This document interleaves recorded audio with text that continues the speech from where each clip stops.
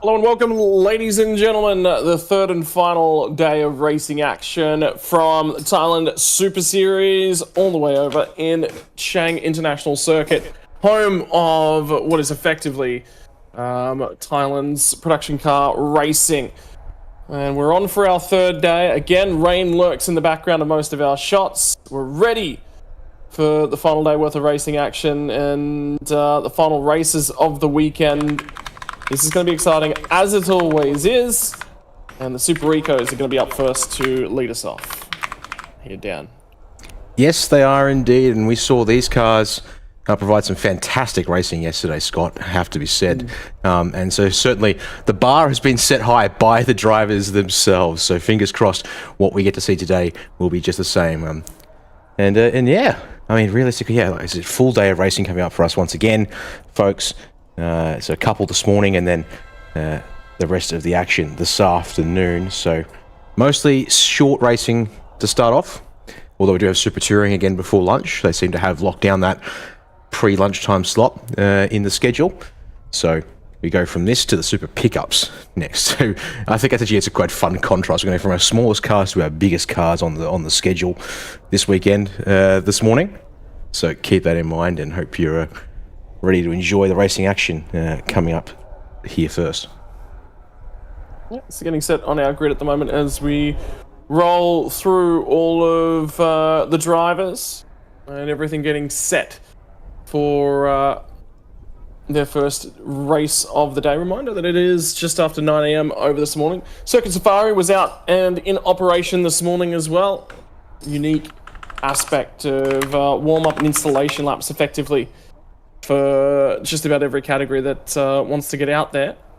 Make sure that any changes they've made overnight are good to go. Make sure that all systems are go. And it's also an opportunity for the fans to get on board a bus and not only just tour a lap of the circuit, but tour a lap of the circuit with cars going around. Is such a unique experience. Deeper in the field, we're having a look at Mohammed Hasif towards the back end at the moment. But ladies and gents, I'll tell you what, after all the racing action that this one brought us yesterday, I cannot wait to get back and into the commentary and the call for today. 100%. This is going to be, expect to be a great bit of racing coming our way today. And that is what we're certainly looking forward to seeing here out on the circuit. So I'm just getting things set up. Let me just have a quick look for our race results yesterday, Scott, because of course we have a day's experience with these cars, 2 races worth even as well. So more than we're used to seeing, of course, as we talked about yesterday with preparations for this weekend. New format, 3 races per weekend. So I hope the drivers feel like they're getting more out of it as a result, because they literally do get an extra race's worth here at Chiang. And I believe also that will carry through at Bunks End too. Yeah, so anytime you'll see these series as an operation, which I think is a good adjustment. When you consider that they're getting less rounds in for the championship, this is a great way to sort of bring them up and be a part of things. So, you know, that's phenomenal, which I think a good change up to the system. I definitely didn't think we were getting enough racing action out of these smaller categories across the year, because if you think about it, for some of them, they're only going to 3 events this year. They were only going to have 6 races. Well, add an extra 3 races onto that one, gets you up to 9. That's actually a better championship. Still like to see a little bit more. Is there a potential to get them squeezed in for 4 races in the weekend? That's a big ask. I don't think so. But, you know, improving what's on offer for them, I think, is, you know, you just got to do it as a category lead, and good decisions being made to do that. Yeah, this whole sort of balance of situation as well. Also, like, yeah, do you put more into one category, or do you try and diversify or have other categories here like F4 Southeast Asia to support? Weather there was at 27 degrees air and about 33 degrees track temperature. We are slightly later in the day than yesterday when it comes to the racing schedule here at Chiang. So that does mean things are stands for it to be slightly warmer, and it does look a little less cloudy right this second. So all of those factors playing in here. Now, of course, the circuit on screen. 3 sectors that define the Chiang International Circuit, and it's 4.5 kilometers of racetrack. And of course, Sector 1, because you call that one the power sector, with the fact that it has turn 1 and 2 straightaways. Sector 2, somewhat of a power sector, but at the same time, you've got to manage the turn 3 hairpin, the turn 4 sweeper, and 5 and 6 being fairly deceptive low to mid-speed corners. In that third sector, arguably the more technical of the three here, Scott, that they have to negotiate. And of course, being here in the Thailand Super Eco, Hankook, if your tyre supplier once again with the Ventus RS4 semi-slick that has now seen it prove its worth in wet and dry conditions this weekend. Yeah, and I can't believe that we've had to... I mean, you know, the big thing about putting categories like this onto a semi-slick tyre as well is it means that, you know, your non-required staff in the pit lane, you can just leave everyone out there on the tyre that they're out there. Kita is going to take pole position for race number 3 of the weekend. Narendran Path is going to be alongside Rapat Korn and Sorowich on row number 2. Sorowich drove phenomenally yesterday. Chinovich managed to take out P2 in yesterday's second race of the weekend. Ronnie Risman has been an all-star in terms of the action. Nikki Bin Hafifi, Yop Bonchu rounding out the 8th row. Sitnun and Adapon on row number 9 and 10. Mohammed and Siripakorn are rounding out your top 6 rows of the field. Row number 7, Super Chock from Adele. Adele qualifying a little bit further up the field this time. Pancha from Nat out of row number 8. Few drivers shuffled a little bit further back. They'll have to come through from the rear of the field. Kazuo and Nataya are going to round out 9th row of the grid. Sarawat and Mohammed Hasif has run well all weekend, a little bit further back than he necessarily would like. Keep your eye on that 74 machine.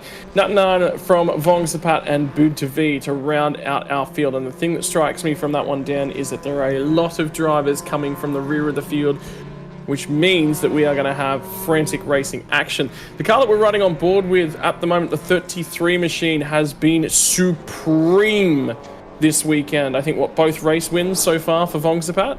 And at the moment, he's lining up off of the second last row of the grid, out of 22nd spot. Yeah, that's quite the turnaround. Vongspack gets here has been up near the front of the order pretty much the entire time this weekend. And yeah, to suddenly be here towards the back is quite something. So keep your eyes out for that 33 machine, and the fact that we'll probably get several onboard shots with that car during the race will also make for some exciting angles here as we get ready to go racing, folks. Thailand Super Eco's final time.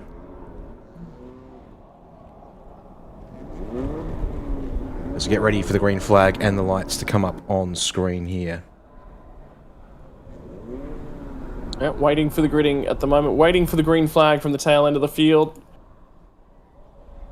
We're going to be looking to go racing here now for the final time for the first weekend of racing action for 2025. That 33 machine will be one we keep an eye on. Lights are on, lights are out. They didn't hold them very long at all on the run down to turn number 1. Who is going to get aggressive nice and early? It's going to be the green machine of Naruna Path trying to get alongside Mekarid Kita. Mekarid Kita was very aggressive in defense yesterday, but a lot of damage to the front end of that car as they make their way through turn number 1. Keep your eyes on the rear of the field. Where did the 33 machine get to? He's already grabbed a whole bunch of spots. He's on the inside there of what looks to be 4 wide at the moment as they run down to turn 3 for the first time this morning. And this is the big thing, of course, turn 3, and with a wide run to it, how many positions can you make up? Or more importantly, how many cars wide do you want to go into the corner? Looks like the answer so far is going to be about 3 wide at most on lap 1. That's probably for the best as you work your way around the hairpin. Wide there on the exit for one of our C+ entrants. Didn't quite catch the car number there, though, as we go back on board with Vong Sapat. He has scored a 17th at the start at Sector 1, which was before the hairpin. So if he made up a spot or 2 in addition to that, he's probably looking at in towards top 15. How's that there? Nose to tail as well as 2 wide, if not 3 on the exit of 4. Oh no, car tagged in sideways, but he does get it. Oh no, the 720 in the grass. Thankfully ends up porting back the right way, but will drop to the rear of the field for the 98 machine there, Scott. And dropping down the order already, Chinovich is our driver there, unfortunately. Yeah, unfortunately for Chinovich, already facing in the wrong direction. Now, the 90 machine in Aruna Path has found his way to the race lead around Mekarid Kita, who's not been able to hang on to that one. Ronnie Risman moves to 3rd spot early on in this one. Rapat Korn as well up the order, and Sorowich drove phenomenally yesterday to that P2 finish, got away from the field. At one point, here they all come, feeding their way down. Keep your eyes in the background. See the 33 machine already up and ahead of, I believe that'll be Pancha, so he's already lurking inside the top 10. That'll be 22nd to 10th on the first lap, which will be 12 spots gained. That'll be huge for him and give him every opportunity to catch this little bit of a group up ahead. Have a look at them feeding out. There is a car around in the background out of 10. That might trigger a safety car if that's not able to get away from the scene. There was one of the B-Quik cars that looked like it had damage on it as a result. There's the 24 machine in the barrier. It wasn't the B-Quik car. And the 24 machine will be that of Sarawut. And that looks like it's going no further, which means very likely we're going to get a safety car in our third and final race of the weekend. Run out of the final corner. And the 33 machine to the inside as they enter turn 1 will go underneath the 25 machine of Puncher. At the end of lap 1, 33 was scored in 11th spot. 11 spots gained at the end of that first lap. Yeah, bit of a crazy lap 1 here, folks, and as a result, well, there's at the very least the incident at turn 11, which we just caught the end of, whilst looking at the leaders, is now being reviewed by race control. Back to Vongsapat once again in his onboard shot. As he comes up to sector 1, he is now scored in 10th place. So he has made a monumental carve through the field to start this one off when it comes to positions gained. Watch him here, focus on trying to find the exit, use all of the track, and also pick through the gears correctly. H-pattern gearboxes, although that is down out of shot, so that's a presumption based on the fact that this car's fairly, I wouldn't call simple, it's not the right word, Scott. It's based a lot, you can see a lot of the road going, obviously internals to the car, I think is more the point there to make on that one there. So the inside already, there goes P9. Getting past the 74, I believe, of Mohammed Hasif. Yep, those two will change around on the timing screens now. There's a car off there on the right-hand side as well. I don't know whether or not that would have been for position. That might have been Sorowich because he was losing spots at the end of that second sector. But they'll feed down here into turn 8, out the other side. Number 6 machine going backwards, that's Adele. She was starting quite high up, managed to get that car rolling yet again, stayed on the lead lap, so whatever the issue was, got that car refired and rolling again. Might be a trip back to the pit lane. But here they come, and Vongsapat making more ground. He looks like he's going to pick off more spots when they get to the tail end of this lap. Dive at the final corner underneath the 91 machine, blocked in by the 61 of Sorowich. So this is Aniki bin Hefifi in the 91, just ahead of, whoa, my word! That was a high-speed backwards entry for the 25 machine, and Panchawai Prep in the B-Quik Absolute Racing entry goes tumbling down the field. That was a scary moment, but there was no further contact as a result of that one, so all walk away relatively A-OK. Man, that was wild there, Scott.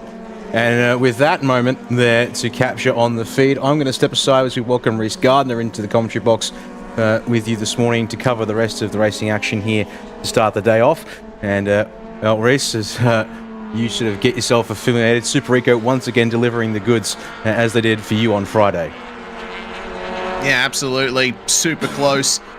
Coming into the infield section of this circuit. Brilliant battle here with the number 26 holding on just ever so briefly. Vongsapat is chasing. Ruan Path out to a very solid lead for the moment, but it's looking like a bit of a cork-in-the-bottle battle for second, much like we saw on Friday. Yeah, it's been much the same right the way throughout the weekend, including that race yesterday as well. So, Ronnie Risman is growing to be an entertaining star of this category, and I'm really enjoying the driving from Mekari Kita as well. One we'll keep an eye on for the following rounds to be sure.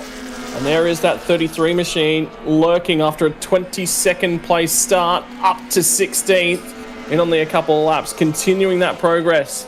2 wins already and was well outside the points starting the third and final race of the weekend. Again, Mekari Kita's got contact on that car. At least it's just a wing mirror folded back this time. It's not the entire front end of the number 9 hanging off. So that'll be a plus. Besides, wing mirrors, they're just creating drag. Who needs them? Yeah, exactly. They're, well, I mean, who needs to really see what's going on behind them? It's all redundant in the end. We've got rear view cameras now. I mean, come on, get with the program, guys. Anyway, keeping an eye on the 33 of Vongsapat here as he's trying to chase them down there. Jotten Rapatkorn, meanwhile, how's the exit like for the number 2? Trying to keep in the slipstream here. Looks like a car that would definitely do a good job of punching a hole in the air, but gently does it in the braking zone. Not quite going for the slipstream on the way into turn 3. It's defensive then from the car in front, but a big lock up there for the 33. And will the cutback happen? Perfect time to get to the onboard view here because it's going to continue into turn 4. And again, we see the clouds lurking in the background. Are they going to make their presence felt across the duration of today's racing? They have so far on both your Friday and your Saturday. Only time will tell. Again, highest chance of rainfall towards the middle of the day, a couple hours away. So it could impact this afternoon's racing. A dive down at the end of turn 5, late on the brakes, gets there, gets well and truly up and alongside, and probably gets the job done. Vongsapat, that'll be him all the way to 4th from the rear of the grid. We've got an update on that one as well. We're hearing the update for the 33 machine. The reason he started at the back end, disqualification from yesterday's race. So only one race win will count from the weekend thus far. He'll have work to do. I believe that'll be a technical disqualification. Yeah, I can't imagine why else he'd be disqualified because we haven't really seen any driving transgressions from him. He's been up the front and dominant all weekend. What a run it has been for him so far, and we still have 9 laps remaining in this race. Battle for the lead continuing on here between Ronnie Risman and Narun Path. And the sedan behind the hatchback getting the better exit out of the final corner. But do we want to see a move into turn 1? Because you've got the entirety of that back straight yet to come. Need to take advantage of the slipstream into there. Out upon Kurosa's to the inside in the background of the third number 2 machine of Yotbu and Chu. Those two have been locked in a battle all weekend long and would not be looking forward to seeing the other one alongside yet again. I believe that'll be the 6th machine of Adele in the background returning to the racing track. Probably look to stay away from the racing that's going on. It'll be about circulating, picking up points. But for now, run down to turn 3. Vongsapat locks another break. So that's now a couple times, a couple laps in a row. Third of the race now complete for these drivers. Don't want to be doing that too many more times. That'll be damage to those tyres. Vongspat's driving like mad, isn't he? That's 2 laps in a row now I've seen him locking those brakes into the hairpin. He's obviously wanting to make short work of getting back to the lead here, and considering his lap times, I mean, he's going to get it even if he doesn't lock those brakes up. His last lap, a 2:07.3, as there's a problem for the number 6, Adele. Pulling off just beyond the gravel trap there, it looks like, around about the access road area. I'm not sure where exactly on the circuit that is. It's Probably the entry to turn 3. Yeah, I'm not seeing any timing sectors, so Regardless, back up front, and this is the battle for the race lead. They've got to be careful though, because Vongsapat is coming from behind them. This will be nearly a last to first challenge for the driver of the 33. Only one further position he could have started at the back. Ronnie Risman's got control of this one at the moment. Asking questions of Narunan Puff out of P2. So it's going to be the Malaysian driver with control at the moment over mostly Thai field. Only Malaysian and Thai drivers in your Super Eco field. You can just see Vongsapat continuing to just take time, half a second out of both of our race leaders on that most recent lap. So he will continue to try and track them down. Risman now starting to build a little bit of a margin on the run out of turn 1. Good drive. As he looks set to try and build a margin. They needed to make as much time as they possibly could. And the fact that Vongsapat's here before the halfway race distance, again locking those brakes. Oh. So those tyres will now definitely have a mark on them. I mean, it's not hurting his pace any. He continued to gain time through the corner, didn't he? Now he's right on the back of Narrenpath. This is an incredible drive from Vongsapat that we're witnessing at the moment. That car clearly prepared well for this weekend. Vongsapat taking great advantage as he sweeps through up the inside at turn 4. Did you see the blinker on from the number 90 machine, which is now turned back off again? So I think he was trying to indicate, hey, go up the inside here at turn 4, take it, and I'll see if I can try and follow you through. Interesting spot. He's already onto the rear end of Ronnie Risman, but you can be confident in the fact that Risman's not going to give this one up at all. The run down to turn number 9. And they'll both tip it in. Sorry, that's turn 8 right there. And then the onboard, the run down to turn number 9. A little short shoot. A little bit of a crest in the road here at 9. Dip back down for 10. And up and out, a little bit of a rise in the road to 11. Covering to the inside now is the 65 machine. A little bit of a gain in the straight line for him. Great gear shift and traction through 9, 10 and 11. But to the inside, late on the brakes, the 33 machine will make a send and make a play for that race lead. They will go side by side out the exit, but again, Risman with the drive. This is going to be the biggest challenge that Vongsapat has faced yet in this race. Past the digi flag on the left-hand side, using all the curb on the way into the first corner. Maybe a little bit of oversteer. Both of them taking to the runoff area in turn 1. They're not interested in just having that super clean straight exit. They're trying to carry as much speed onto this straight as they can. Now we'll keep an eye on Vongsapat's tyres here. Will we see any smoke emerge from them as he dips to the inside a little bit earlier than Ronnie Risman? Wide for the 65, and the 33 is just about through to the lead, but has he got the job done? I think he has. He's got the job done. It was rear tyres were again locking when they got down there into turn 3, so he might be okay given that traction is being delivered through the front tyres here. The rear's not necessarily doing a whole bunch of work. They're there for balance, they're there for integrity. And we're hearing an update from race control about what caused the disqualification from the 33 yesterday was actually an illegal front bumper. So if you actually have a look at the bottom section of that, there's no sponsor colouring on the 33 machine in the lower half of that front bumper. I would say because that has been found, procured and attached since yesterday's racing. Well, now that Vongsapat's in front, this is an opportunity for Risman and Narrenpath to fight back. We've seen just about every other time Vongsapat's gotten past a car in this race, he's left them in the dust, but it looks like that's not the case here. Risman's going to try and go with him. And Risman's also had some good results across the weekend as well. Great three-way fight for the race lead.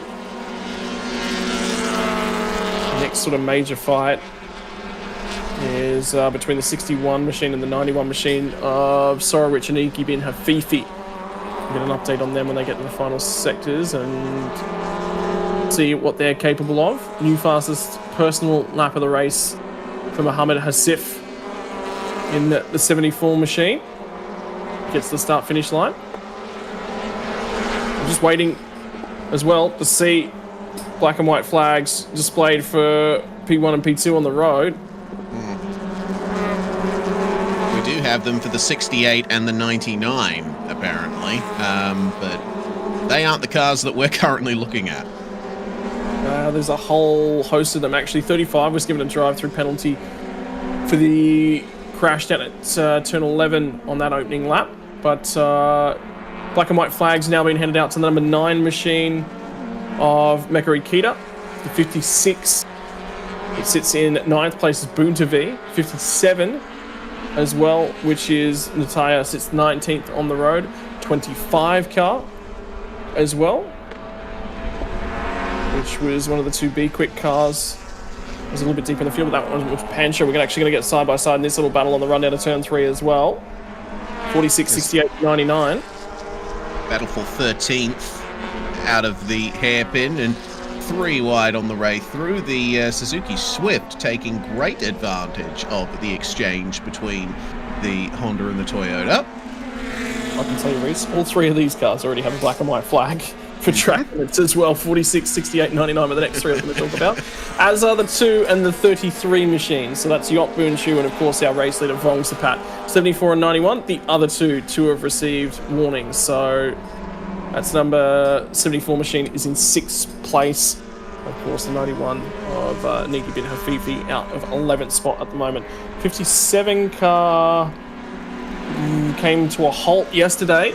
Didn't make the end of that race, but looking a fair bit better off this time around. Here comes race leader once again. Ronnie Risman starting to get closed in on a little bit by Narunan Path.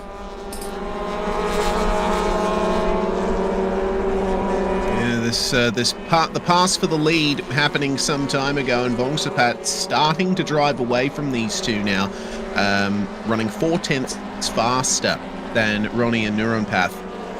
The black and white flag is indeed shown for the 74, 91, 68 and 99 cars. That's quite a few cars to be given black and white flags on a single lap. Anyway, this battle for second now, I think it increases the importance just a little bit there for Nurunpath. Sure, he might be fighting for second and not the lead anymore, but he's really going to need to get by Ronnie and maybe stay in touch with Vong Sapat if he's been holding back his pace all race. And, there's a chance he might have been doing that. But for now, Ronnie will be on the defensive. Nurunpath will still be on the attack. That battle has stayed largely static for the time that we've seen it, apart from Vong Sapat passing his way through. So can they match his pace? Good question. 26 machine. Currently sitting at a 5th spot. Best result so far for the weekend, if he can hang on to it. For the 5th place driver of Adapon, continuing to try and chase down Mekari Kita. It was about 0.6 of a second faster on that last lap, so every opportunity to continue making ground towards the tail end of this race.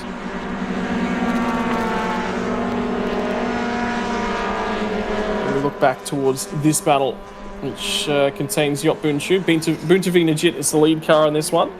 Yacht is in the middle, and Rapid Cornwong Siri, the 3rd driver in the queue. 7th, 8th, and 9th on the road. We're part of the C+ category of drivers, and in terms of class positions, this is 4th, 5th, and 6th as well for these 3 drivers. So not quite on the podium for the C+, but there and thereabouts. Close enough and having a good time fighting amongst each other. 3 laps remaining on the cards. Blend to the inside there from the number 2 of Yacht Boonshu.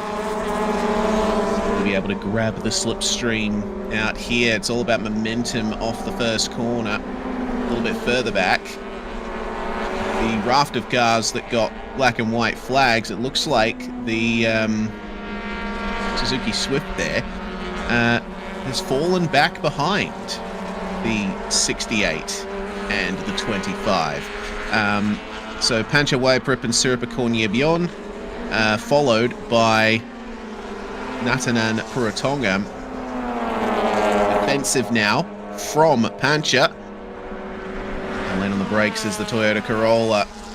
Not late enough to get alongside into the corner, but still going to have a go, as it looks like the number 56 car, and that's Buntavi Najit. He's received a 5-second time penalty for continued abuse of track limits, according to race control. Not ideal.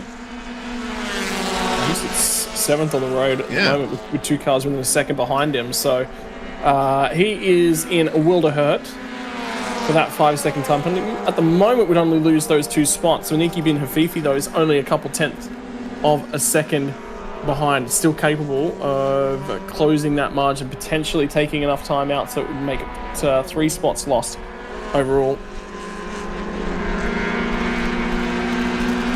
For now, continued into the lead is that of Vong Sapat Katsiri, and now he's starting to build that margin. Ronnie Risman and Narun on the path are continuing to fight it out for P2. But the benefit of the series, the category, is that battles up and down the field. It's a very close field. Love seeing the intensity among these drivers. We do have Vongsapat being the clear pace setter this weekend, but I think he's a bit of an outlier. Everyone else has put on a fantastic show for us, and let's be honest, Vongsapat's put on a great show for us today, working his way up from the back of the field. This number 33 is far and away the fastest car on track at the moment. And by some margin, he's back down into the 207s on lap time. I mean, he's still locking up the tyres a little bit going into the hairpin, but I think he's gotten the more raggedy sort of parts of his lap under control here. 207.9 on the last lap, and that is more than half a second faster than everyone else behind. Still holds the fastest overall lap of the race at a 207.3, so sheer domination. Yeah. Comfortably in control in terms of the pace and everything that's going on at the moment. Most recently, it was a new fastest lap of the race for Narunapath, bettering his previous time on the last time around. They'll get one more lap to go board when they get to the start-finish line again.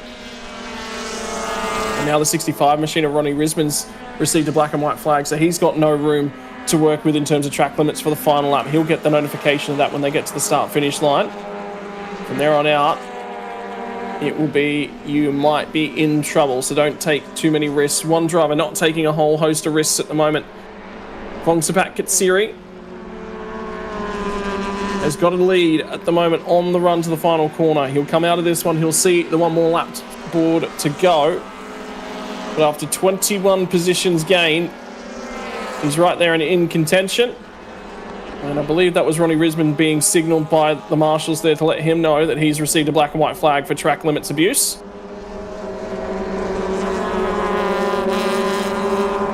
Start of the final lap of the final race of the weekend, Reese. Yeah, through turn one, you saw bouncing off the curbs there was Vongsapat.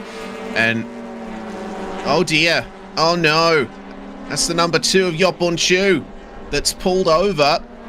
He'd already had his, I think he'd already had his fair share of problems, but it seems a technical issue for that car out of the final corner on the final lap. Probably too late to call a safety car. It'll have to be yellow flags in the final sector for that one. Not much they can really do about that. In the meantime, Risman has held a leader over Narunapath for a majority of this race. He's led laps today, had an opportunity. He's been on the podium already this weekend, all the way back in race number 1. Race 2 didn't go his way, but now he's challenging to see if he can finish second in the final race of the weekend. The challenge will come from Narunapath. It'll probably come here. This will be his best opportunity. From here on out, maybe the last corner. He might have a last gasp dive. But he's a couple car lengths back at the moment. And closing. That's definitely closer than he was on the way into turn 5. He's carrying the power so much, isn't he? He wants to try that move potentially at turn 9, but needs to carry the momentum through here. All over the curb, but there's no space. Ronnie Risman is placing his car in all the right spots here to defend. There's the gap for the lead there. The second place will come to the fore. Checkered flag will fly very shortly. Don't forget, we have the number 2 of Yopbunchu on the exit of the final corner, so there's going to be no pass for second, but the 33 of Vongsapat Katsiri coming out of the final corner and taking a brilliant victory. Yep, from 22nd to 1st, a drive through the field, and the team are pumped up for it as well. And with very, very good reason why. Mekarig Kita, phenomenal drive from tyre driver to finish in 4th spot as well.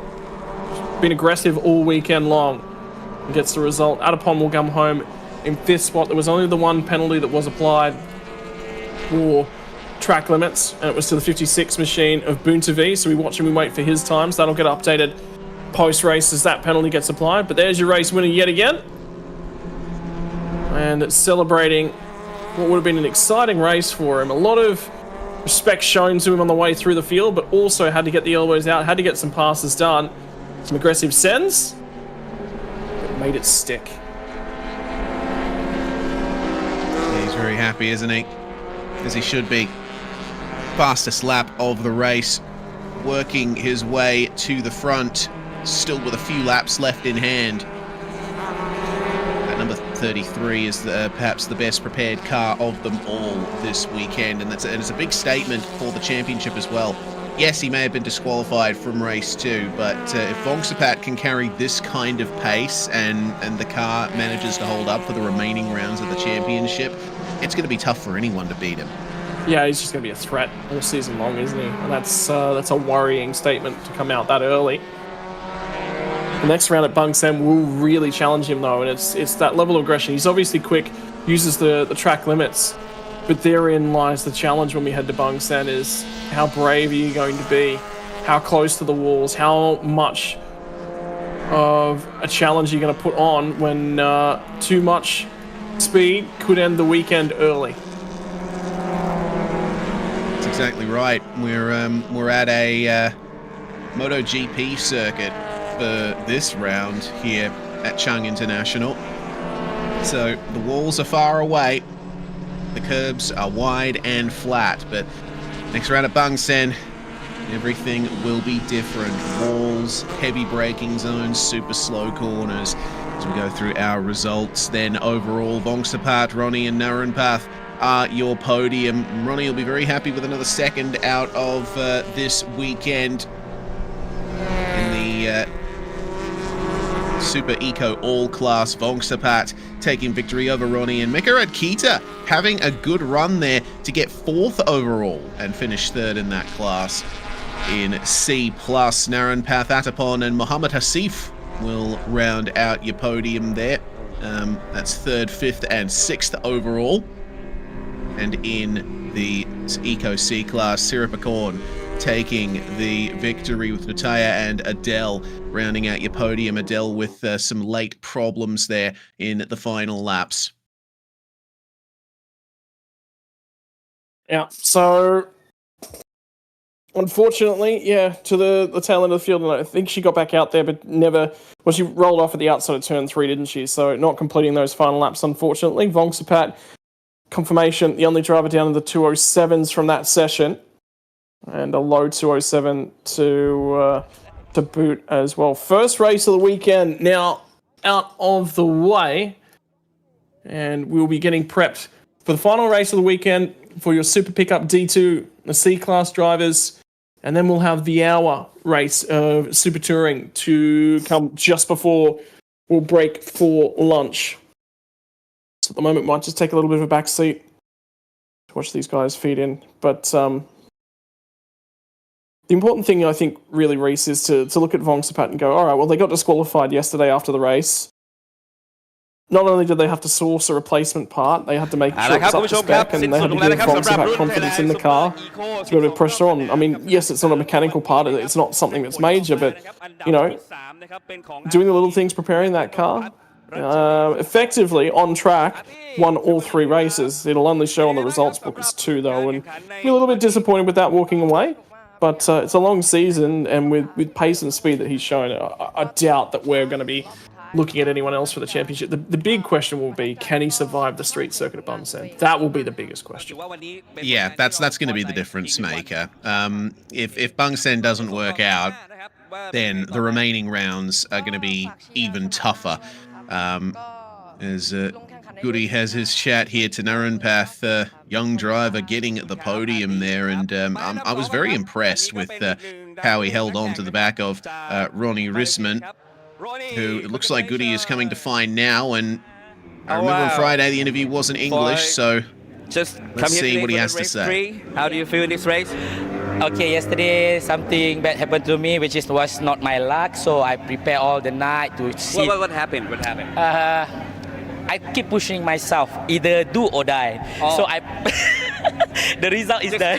too much pushing up Yes, yes, yes. ก็คือมีปัญหาเมื่อวาน yesterday นะครับก็ทำให้แบบเหมือนเร่งมากไปมันก็เลยเกิดปัญหาขึ้นแต่วันนี้ today very sorry have the happy for the race Yes, I'm very happy with the race, with the result, everything, and the condition of the weather, everything okay. But I just need more time to fight with the champions. alright so for the next race Yes, in another circuit yes. how do you prepare for the next races I never been there. I never drive there. So I do back in Malaysia with training on the sim first. Alright. And get the advice from other Malaysian. โอเคก็คือเดี๋ยวสนามหน้าเนี่ยก็ยังไม่เคยไปลองนะครับที่บางแสนนะฮะเดี๋ยวก็จะต้องลองกลับไปดูก่อนที่มาเลเซียนะว่าเป็นยังไงบ้างโอเค congratulations again Thank you, guys. คุณผู้ชมครับ และอันดับที่ 1 ของ Thailand Super Eco ต้องบอกอย่างนี้ฮะมาจากกริดสตาร์ทที่ 22 มาจนถึงกริดสตาร์ทที่ 1 ในวันนี้เป็น Ronnie Risman evidently ready to fight at Bang Sen. Those are some very strong words that we saw from him. เรียวครับผม Yeah, and that says ว่า confidence to me, Reese, as well. You know, I think one of the biggest things that we've seen from him across the weekend was a willingness to defend and a willingness not to just keel over and let everything that was going on around him happen to him. He was going to put up the fight. He was going to challenge, and yeah, that says a lot. I think that's a big statement that he's sort of made there. Is all right. I raced hard, but I raced fair, and yeah, I think the biggest issue with that I have looking forward to Bang Sen is don't get too caught up in the defense because you'll lose the pack ahead of you, and that can be an issue. So provided, you know, it's done smart, yes, it's the right way to go about things because at the street circuit, well, it's very difficult to get the overtakes done. So yeah, head down, do it properly. We'll see what comes as a result. แล้วขอบคุณสปอนเซอร์ทุกคนมากๆนะครับ แล้วก็ฝาก certainly ติด will. ตามโซเชียลมีเดียของเลียวด้วยนะครับ ขอบคุณครับ ขอแสดงความยินดีอีกครั้งครับ Well, วงสะพัดเกต very happy with his victory today is Vongsapat. ชื่นชมนะครับกับการแข่งขันในวันนี้ทั้งหมดกับนักแข่งทุกท่านด้วยที่ได้ผลการแข่งขันออกมานะครับ Particularly with such a strong opening weekend of the championship as well. I really am curious to see how he goes at Bang Sen. Yeah, I do wonder whether or not, you know, he will overstep the margins just a fraction. I mean, you know, street circuit racing, anything can and often does happen. But yeah, at least from the start, good strong domination to start things off. Well, highlights package now from the last race of the Super Eco's 2025 season opener. Lights went out, and it was a charge from the back end of the field he had to make. Have a look in the background of that shot. You can just see him. He's already passed 4 cars by the time he gets to the gantry. That's On the run crazy. to number 1. So great launch from the back end for Vongsapat. And then it was trying to find his way through, and I thought that was very telling as well. The 98 of Chinovich spins to the inside, and there was a penalty issued for contacts on lap 1. There's a very heavily damaged number 14 car. Around goes the 25 machine as well. That was a hugely wild moment, spinning into the final corner. And now it's just a highlights package of Vongsapat cutting his way through. By this point in time, Ronnie Risman had control of the race, but he had to make a couple of overtakes to get there. Here comes the 33 machine, and there's the indicator just saying, hey, I recognize that you're a lot faster from the 90 machine. Didn't fight that one too hard. Then it was deep on the brakes for both Ronnie Risman. You saw the rear end of the car step away from him, drive out the other side from Vongsapat, and he was off and on his way. Would not be touched from that point forward. Yeah, fantastic drive indeed. The battle's still going on for second in the final laps, but ultimately the podium finished in that order.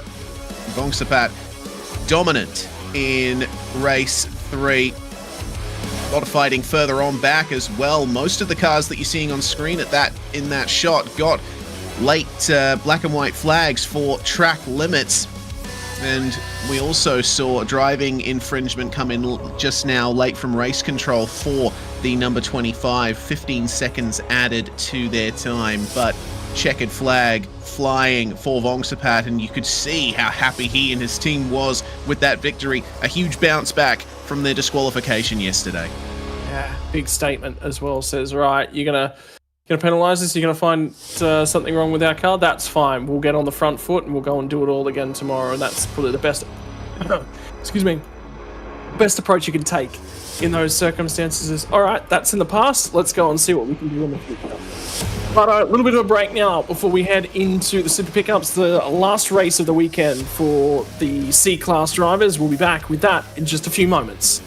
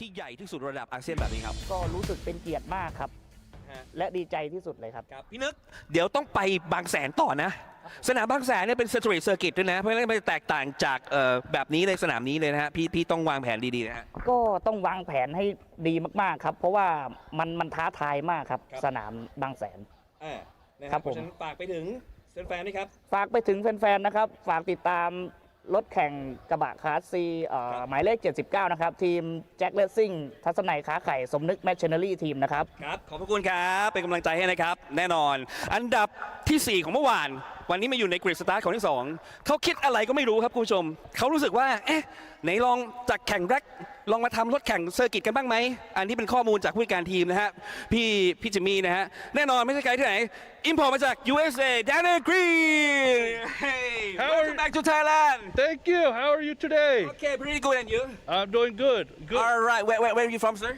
The United States. United States where you stay In St. Louis, Missouri. Oh wow Yeah. I've never been there before Well, we can go. So all right I heard that you had the first time to race in TSS right Yes, this is my first competition ever. I never raced circuit racing before. Really? Never. Oh wow! But you have the result at base result here. You have to start in the position quit in second floor. Oh, well, very good. We'll do our best today. Thank you. Yeah. Okay. Last question. I'll leave a comment to Thai fans. What? Yeah, leave a comment to Thai fans. To the Thai fans, I thank you. You guys welcome me with a lot of respect, and I appreciate everybody here in Thailand. Okay, base of luck here. Thank you. โอเค แน่นอนนะฮะเดี๋ยวในกรีนก็บอกว่าไม่เคยมาแข่งเลยที่สนามนี้ แล้วก็ไม่เคยแข่งขันในรายการใดๆมาก่อนเลยนะฮะเกี่ยวกับเรื่องของเซอร์กิตแต่แน่นอนว่ามาครั้งแรกก็ทำได้ผลงานออกมาดีขนาดนี้นะฮะและที่สำคัญคุณผู้ชมสำหรับรุ่นนี้นะครับดิวิชั่น2คลาส4เรทที่ 3 แล้วใครจะเป็นแชมป์ในสนามนี้ติดตามกันให้ดีกับ B-Quik Thailand Super Series 2025 ครับ Hello and welcome back for race number 2 of your Sunday of Thailand Super Series. Here come the trucks once more. C-Class drivers in operation now. Looking at the 26 machine of Tassanai is going to be lining up out of third spot here, Reese. And, well, they've had a wild and woolly racing calendar this weekend, starting with being in the wet stuff and probably the heaviest rain on Friday. Yeah, absolutely. They really struggled in the wet. And, well, we're looking for a lovely dry race here, so we'll be able to see these trucks, the full extent of their power and pace. Going down through the grid, checking out all the drivers, how hyped they are for the start of this race. Daniel Green was certainly hyped, wasn't he? Talking with Goody there. Yeah, very interested to find out that this is actually Daniel Green's first ever circuit racing season. He's done quite well for this third and final race of the event to start on that front row. See what the American can do versus the massive contingent of Thai drivers in this field. Yeah, that'll be the big thing, won't it? He's had pace to be in around the top 10 this weekend. A little bit further up than I think he would have expected for the final race of the weekend, but every opportunity available to him. This, of course, is going to be one of the races where we expect to see probably the highest rate of attrition across the weekend, although Super Touring really put up a challenge yesterday in terms of tyre failures at the back end of that race. So they'll be up next after this one. We'll see if they can repeat that performance from yesterday. Rustamali will be starting at a 10th spot, also a big fan favourite at the moment as well. And the big thing about these trucks is that they are indeed fan favourites, Reese. Super Mongkol did not roll off for the race yesterday. Failed to finish the first race of the weekend. And I'm just looking for the background of that light blue and black truck as well. We'll wait to see confirmation the 58 machine is out there. And the 17 machine of Jacopan was quick yesterday. Certainly was. Reconnaissance lap complete for the safety car. So we should be seeing the formation lap beginning imminently. Green flag flying for it. And the trucks will pull away. Well, you think that cloud of black smoke is big now. Just wait till you see it when they all get off the line for the race start. Yeah, a few very fast drivers starting from the back here. We'll go through them in just a few moments when we get down to their section of the grid for this one. Thailand Super Pickup Division 2, very competitive category, this one. And Chang International Circuit is bone dry for the racing today. Best passing opportunity into turn 3. You can also get moves done at turn 4 and turn 5, but be careful on lap 1. That's where we've seen a lot of the issues down at turns 4 and 5, and you're making your way through the final sector through turns 8, 9, and 10. That's where a lot of drivers will pick up those black and white flags for exceeding track limits. They do need to be careful to keep it within the bounds of the racetrack there. Through the tires that we're going to be using for this one. Once again, it's the Ventus RS4 from Hankook, the 17 and 18 inch variants of the tire being used for Thailand Super Pickup.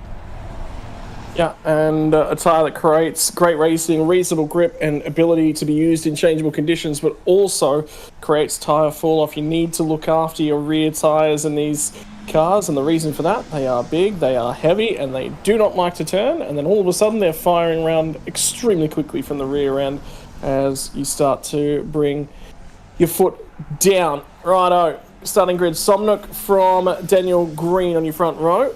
Tassanai and Itasak are going to be on row number 2. Itasak was quick yesterday. Crid and Thanawas out of row number 3.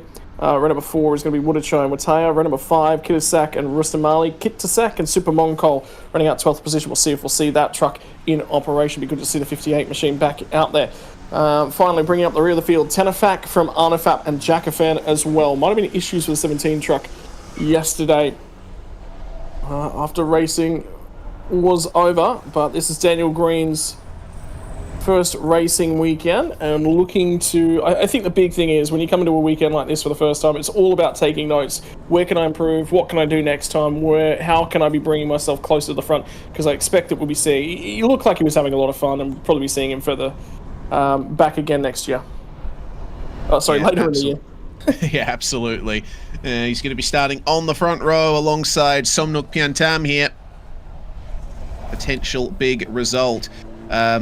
Basically sponsor free, that truck at the moment. We'll see if Green will be able to pick up any sponsors on his truck if he performs here today as the rest of the field lines up behind them. Yeah, Super Mongkol, Arnafap and Jakapan, 3 drivers who you'd expect to be front runners in this category, starting from the back of the field. We'll see if they'll be able to climb their way up. It's all about avoiding the carnage on lap 1, and I'm sure we're going to see more than one incident here. Yeah, potentially going to be some paint traded. Here we go. We set ourselves up for the run off, waiting for the green flag to confirm everything's good from the rear end of the field, and then we'll be into our race start for race number 2 of your Sunday racing action. Thailand Super Pickup D2 class. We have the green flag. The lights will start to come on. We'll get to 5. They'll go out and we'll be going green here. The revs start to rise. Here they come. All your racing trucks on the way down to turn number 1 in a fan favorite category.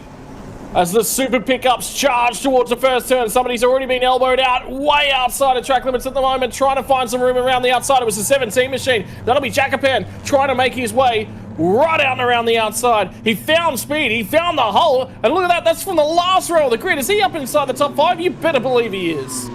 That's a great start there from Itasak. Daniel Green led out of turn 1, but now he's under attack from 3 trucks here, as we see. Oh my goodness, have a couple of goes at the steering there from the red truck on the outside.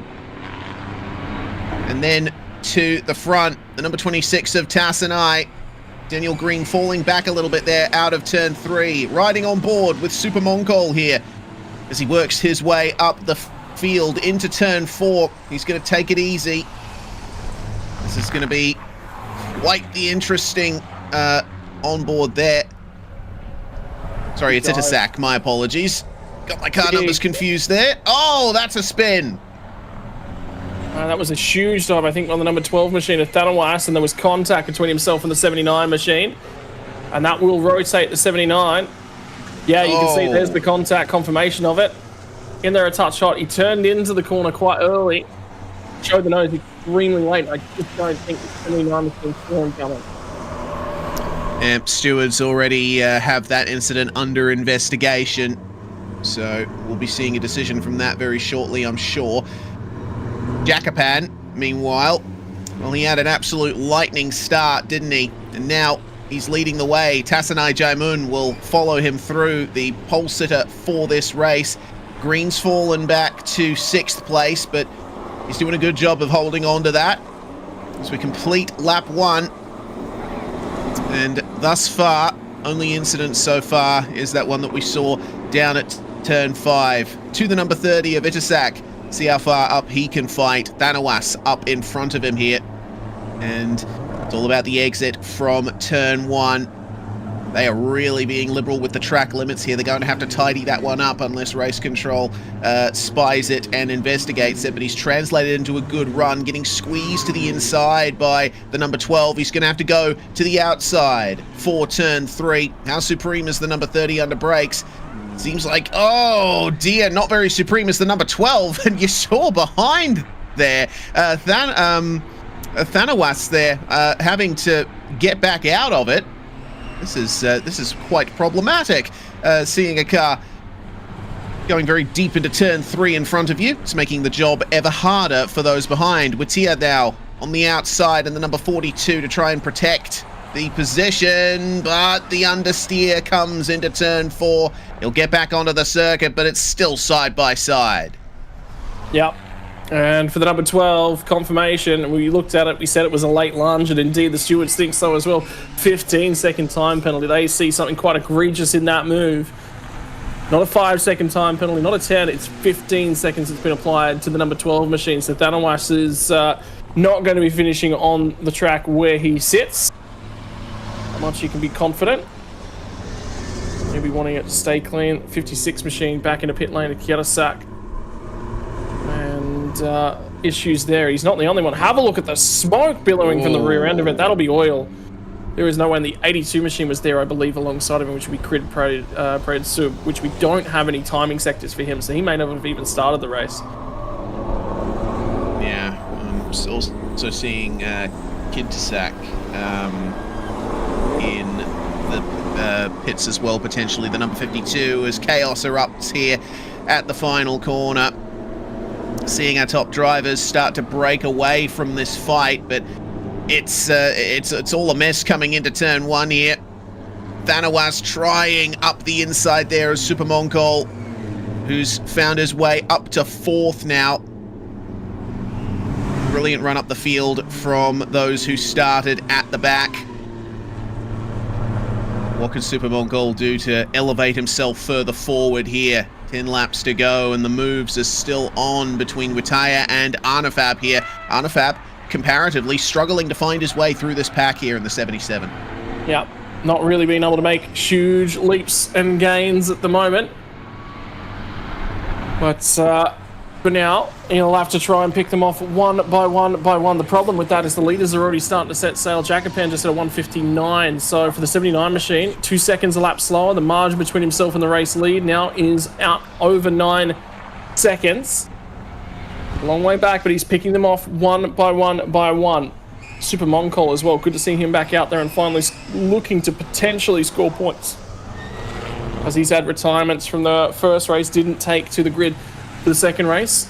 We haven't seen a whole lot of that machine, and that is unfortunately our American competitor. Number 8 machine through pit lane. Dramas for him after starting well.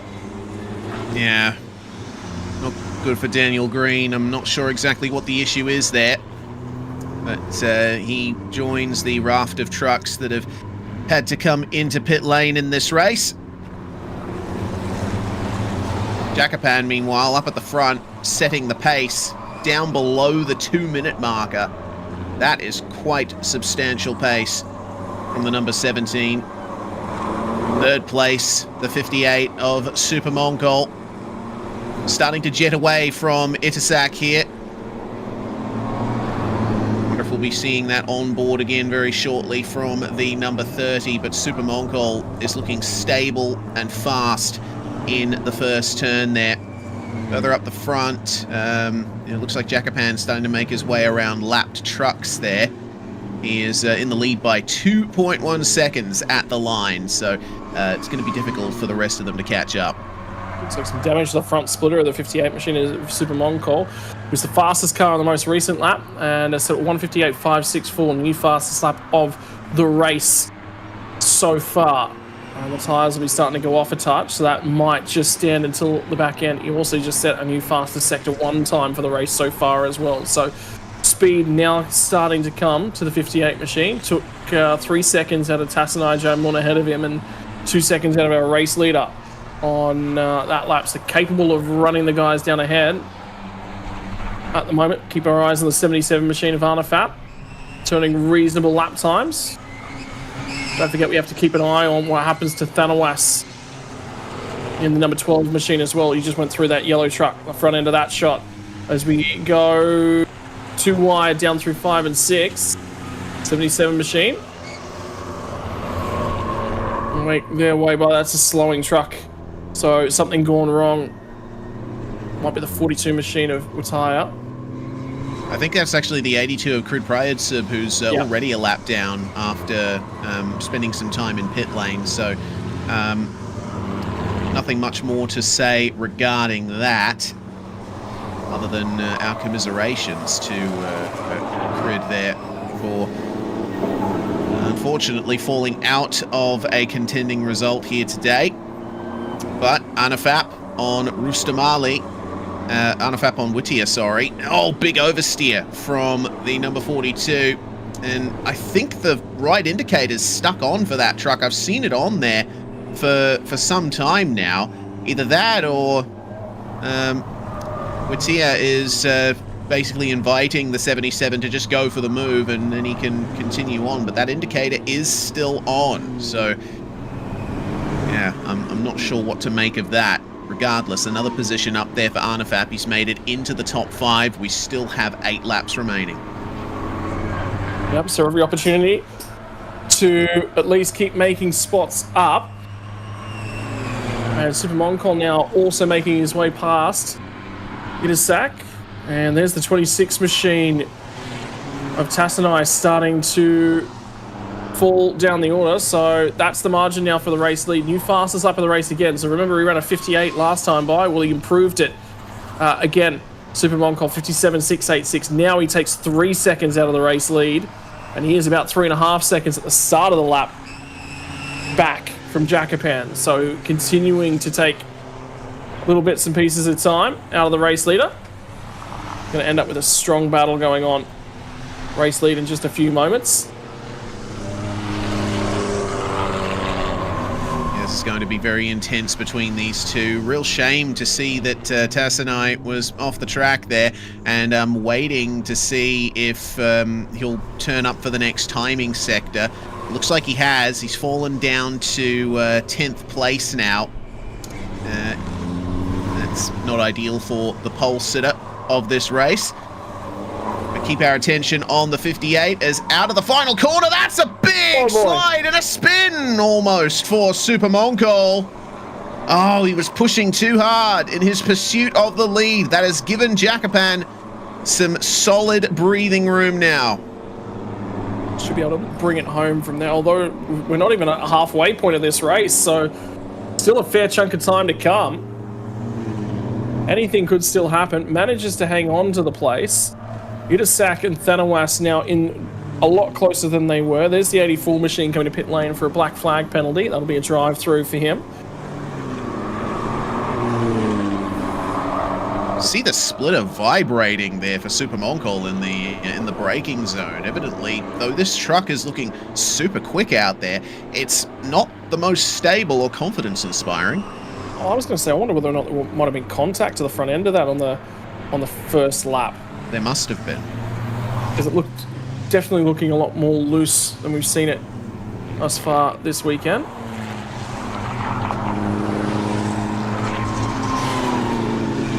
But anyway, regardless, 84 machine returns to the track. 79 of Somnook, after being rotated on lap 1, remember by the number 12, is still back out there, still turning laps. It's 7th at the moment. Not too bad. Could definitely have been worse for Somnook there. Jacoban continuing to strut his stuff out the front here. Unlike Super Moncol, he seems to be holding onto that pace and just balancing the truck on the edge without it going over. But see the lap time comparison there between the two of them. 1:59 fastest lap for the 17 there, who's obviously well represented. His team supporting him in the pit lane. Super Moncol, though, his fastest lap, 2 seconds faster. So we'll see if Super Moncol will be able to keep that up there. The gap at the line is 4.4 seconds. So if Super Moncol can get that pace back, he'll be right back on the back of Jacoban in 2 laps' time. Yeah, well, Jacoban is starting to really fall off. He's taken a fair chunk out of those tyres, so we'll just have to wait and see whether or not he's going to continue to degrade. Could have been looking after them as well. There might be a little bit more speed in that number 17 machine, but remember how aggressive he was back on lap 1, so you just wonder whether or not he sort of pinned the ears back, burned up what he had.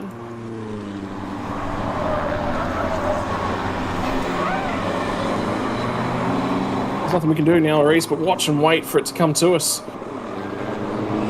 Exactly. Is there gravel or dust being thrown up there? I'm seeing stuff blowing across the screen. That's curious. We'll just have to watch and wait, won't we? Yeah. Not much more we can really tell.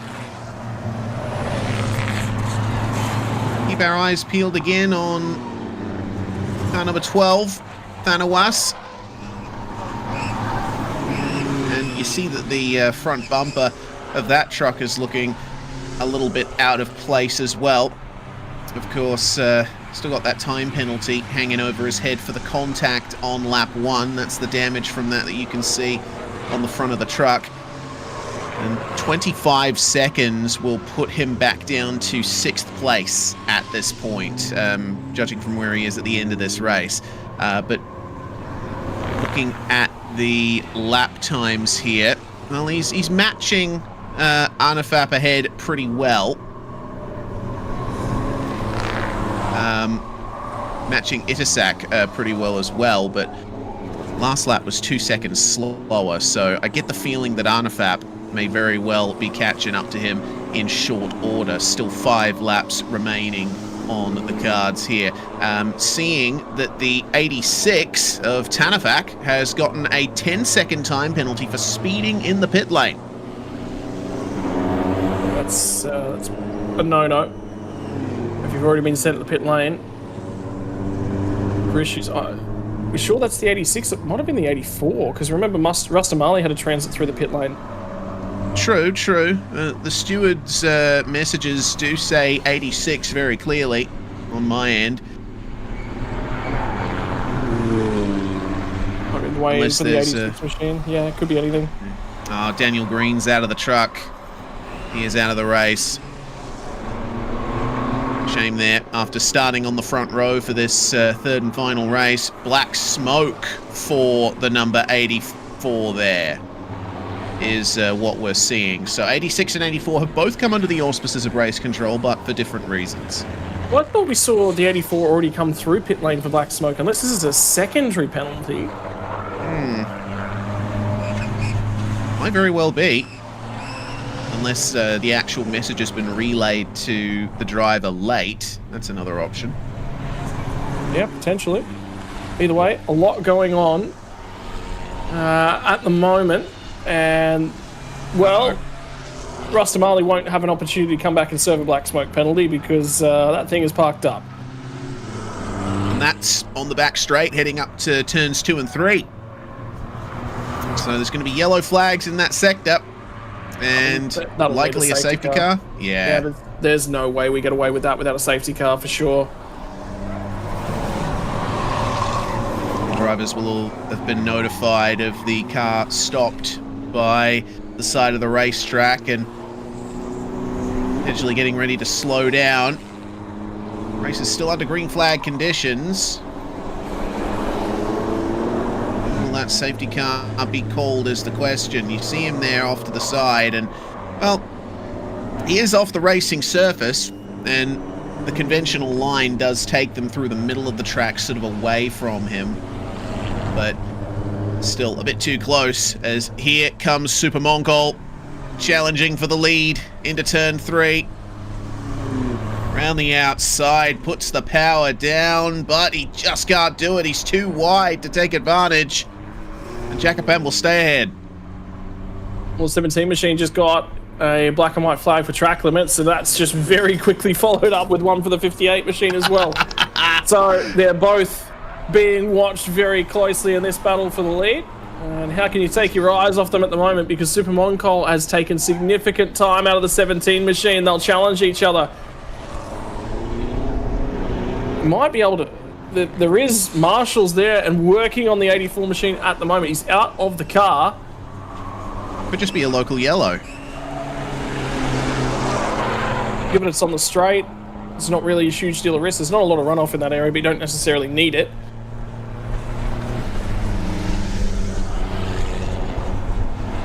Yeah, well, hopefully they get that truck off the racetrack shortly so we can go back to full-on green flag conditions.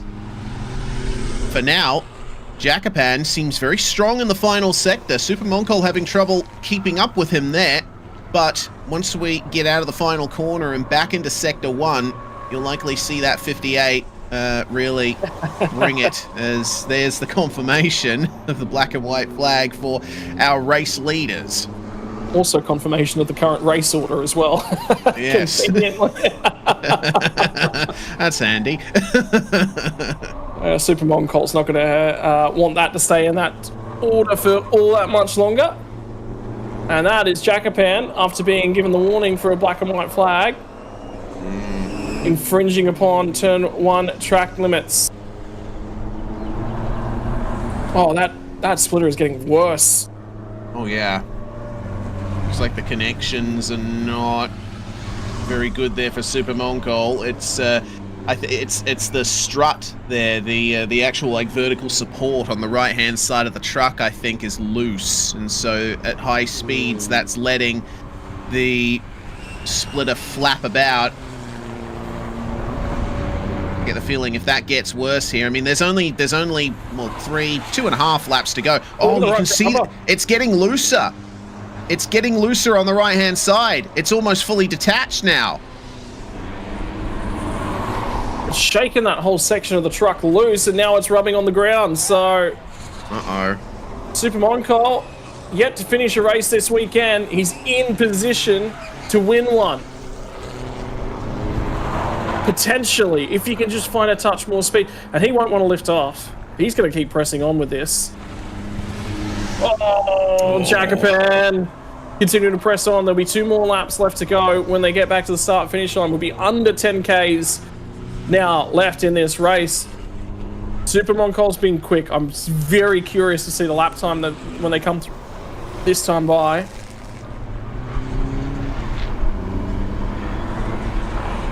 If that's dragging on the ground, it'll be thinning out as well. It'll be eating away, so eventually it might just not be enough of it left for it to be a problem anymore. You just hope it's going to hang on.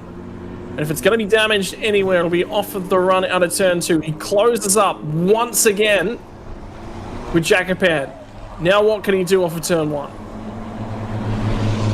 Check back in with Itasak as well, who's all on his lonesome there in 3rd overall. Just keeping up the pace very nicely. Ran 0.7 of a second faster than Thanawas behind, who, remember, still has that time penalty from the lap 1 incident. Hearing that. Oh no! I heard the tires screeching and I thought something's happening up the front. And Jacopan is around Super Mongol into the lead. I'm sure we'll get another view of what happened there potentially. But well, the bonnet was already looking a little loose there for Jacopan, and it looks like it's been hit up there.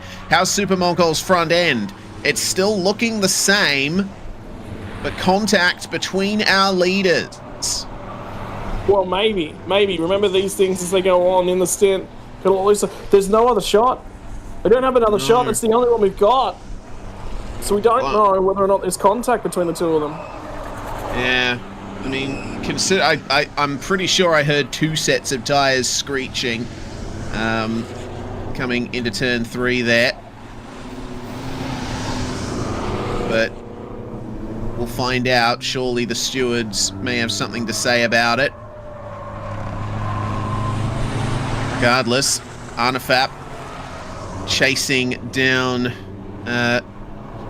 the number 12 there, and Super Moncol will have 2 laps to go here. Now in the lead of the race. And the final lap begins. I'm amazed that that splitter has held on, and I'm amazed that Jacopan has held on to second place there. Looks like a couple of the connectors for the hood of the truck are loose there. That won't help the aerodynamic drag any, and Jacopan might be under threat by Itasak here. Itasak's coming at him rather quickly, albeit assisted. Well, the incident, we just got a notification from race control. The incident between the 58 and 17 is under investigation. That says that there may be contact. Yeah, I mean, we didn't get the full shot of the incident. That's a lot of black smoke. We didn't get the full shot of the incident, but considering the attitude of the 17 that we saw at the start of the shot, that tells me that Super Moncol might have gotten in a bit hot and turned him around, but we'll have to wait and see what race control decide from that. On board with the number 30, Itasak is pushing hard here through the middle sector, and he's catching up a lot there to Jacopan. It's almost wide there for the 17. He almost saw a way through. Can't see his way out of the corner thanks to the black smoke. I think that might be his final chance there at getting second. That's gone. Well, he'll still have a few more opportunities with a couple more corners. It's just whether or not he's close enough to take advantage of them as they run through 8 on the run to turn 9. The short shoot, and Jacopan is having a lot of problems keeping that rear end of the truck underneath him. No further action between the 58 and the 17. So for Super Moncol, he's on the run to home. He's clear. Completely and utterly clear. 2 non-results for the weekend. He rounds it out in the best possible format. And we'll take race number 3 of the weekend and of the championship for your Super Pickup D2s. Now we watch and we wait. Jacopan is slow as they come to the final corner, but enough drive to get out of there and get P2. We did stay safety car free. Yep, did just enough. Crossing the line is number 12 of Thanawas. Don't forget, there's going to be a penalty for that car for the incident on lap 1. Well, the front splitter for Super Moncol held on just enough. We'll bring that one back into the pits, get a couple of zip ties out, maybe some duct tape, and it'll be ready for the next weekend. Time between now and then to get it repaired and fixed up, but maybe it's a lucky car because that's the only one that's hung on for him this weekend. Yeah. So, might be a lucky splitter. Might get saved and preserved. Even then, you know, it wasn't a drama-free race for Super Moncol. Remember, he had that half spin out of the final corner. So, some stability issues in that truck potentially. But regardless, it is the victory for the 58 of Super Moncol, with Jacopan finishing in second and Itasak in third overall. And of course, it is only one class here in Super Pickup Division 2. The fastest lap times from our top 10 there. Super Moncol clearly the quickest over a single lap. That 58 is a force to be reckoned with when it's not sideways. Yeah, when it's facing in the right direction. Work to do for the 58 machine as well. How about that lap 1 though from Jacopan? Last to first in less than a lap. Phenomenal driving. Yeah. From him, but just not quite able to hang on to it. Super Moncol took a little bit more of a measured approach, cutting his way through the field, but did manage to get the truck home with a race win. Be interesting to see the points. I think this category is going to be quite shaken up when we get to Bang Sen, because it's not been consistent results for anyone in this category across the weekend.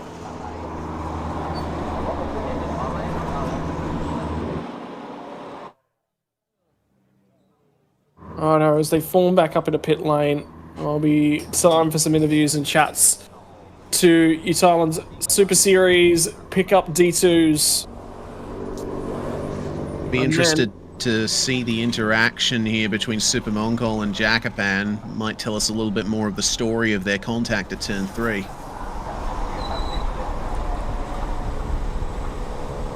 Wonder whether or not there was contact. Super pickup. I'm seeing a few more requests for team managers to report to race control. One of them might be because Daniel Green was up and on the pit wall inspecting the racing as it continued on. Might have just been a warning for him. But the team manager for 56 and the 8, so the 56 is Kiatasak, so something's going on with that track that only completed 1 lap.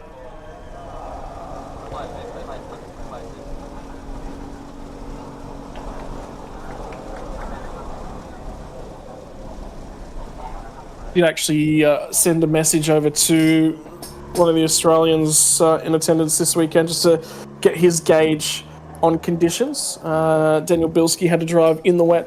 You missed it yesterday, Reese. Just in time for the GT4s, they all rolled out on the formation lap. Out of pit lane to come to the grid with dry tyres on. Well, everyone scrambled wet tyres out to the grid. They had to change to wet tyres on the grid. Wow. Such was the weather yesterday. So that was an interesting opening stanza to the GT4 and GTC categories for the weekend.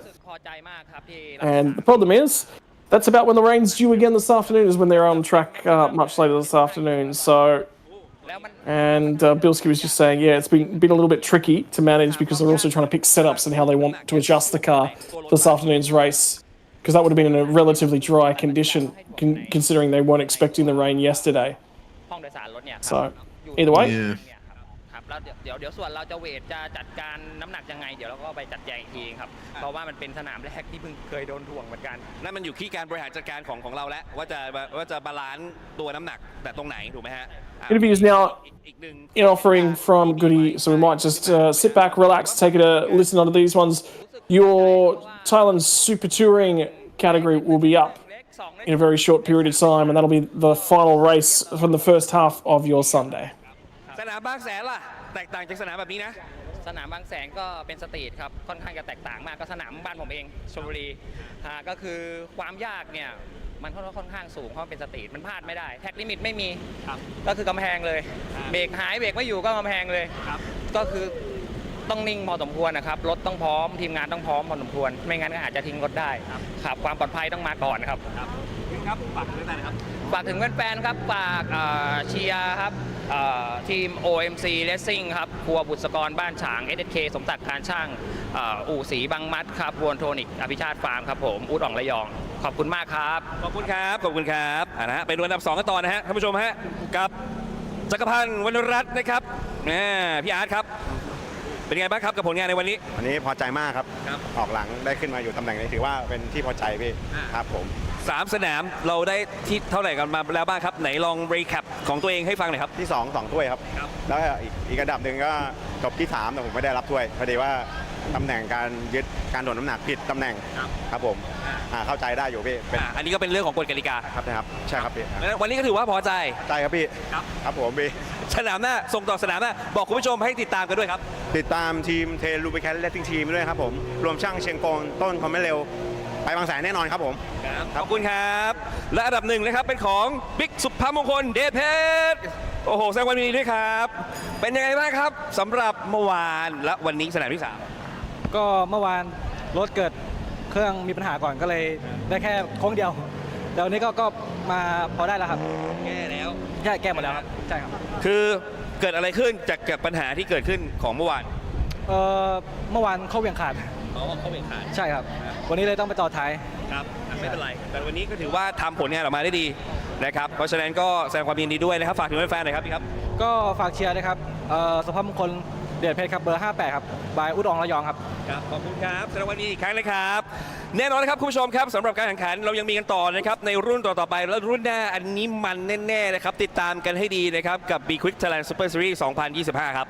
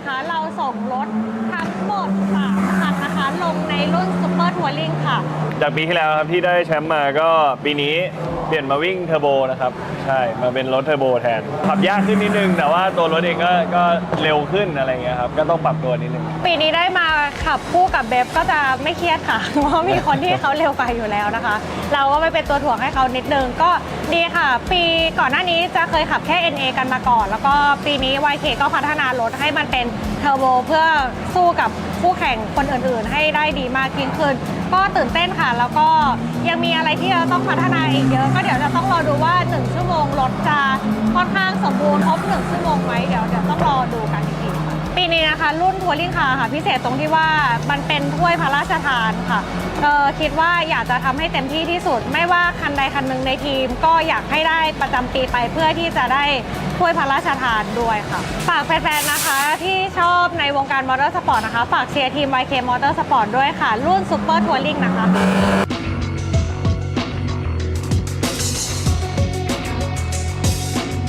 ผมเต้สุกิจจิตานันท์นะครับนอกจากขับซูเปอร์คาร์ก็ยังลงรุ่นตัวเองด้วยครับสวัสดีครับผมชื่อไทยอภิชาเฮนริกัสฟลีเกนผมขับซูเปอร์ทัวริงครับก็น้องทโยขึ้นมาจากโครงการสิงคัทครับนะครับแล้วก็อาจารย์วรวุฒิดวงคำดีก็เลยให้ผมขับคู่กับน้องประกบโคชชิ่งน้องครับกับรถคันใหม่ครับเป็นการขับรถยนต์ครั้งแรกรถแข่งครั้งแรกครับแล้วก็สนามช้างครั้งแรกครับผมก็รู้สึกมันดีมากนะครับครั้งแรกที่ผมขับผมมีแข็งแรงที่เพื่อขับรถได้ครับมือครั้งแรกเวลาใกล้เคียงกับมือที่เคยแข่งอยู่แล้วด้วยครับถ้าได้ซ้อมได้อะไรเพิ่มเติมนะครับรับรองว่าเร็วแน่นอนครับฝากแฟนๆชาวสิงห์มอเตอร์สปอร์ตทีมไทยแลนด์นะครับนอกจากซุปเปอร์คาร์ GT3 GTM ยังมีรุ่นซูเปอร์ทัวริงนะครับเบอร์72 Honda CRZ สีดำครับผมสุกิจจิตานันท์นะครับแล้วก็น้องไทยอภิชาเฮนริกัสฟลีเกนครับ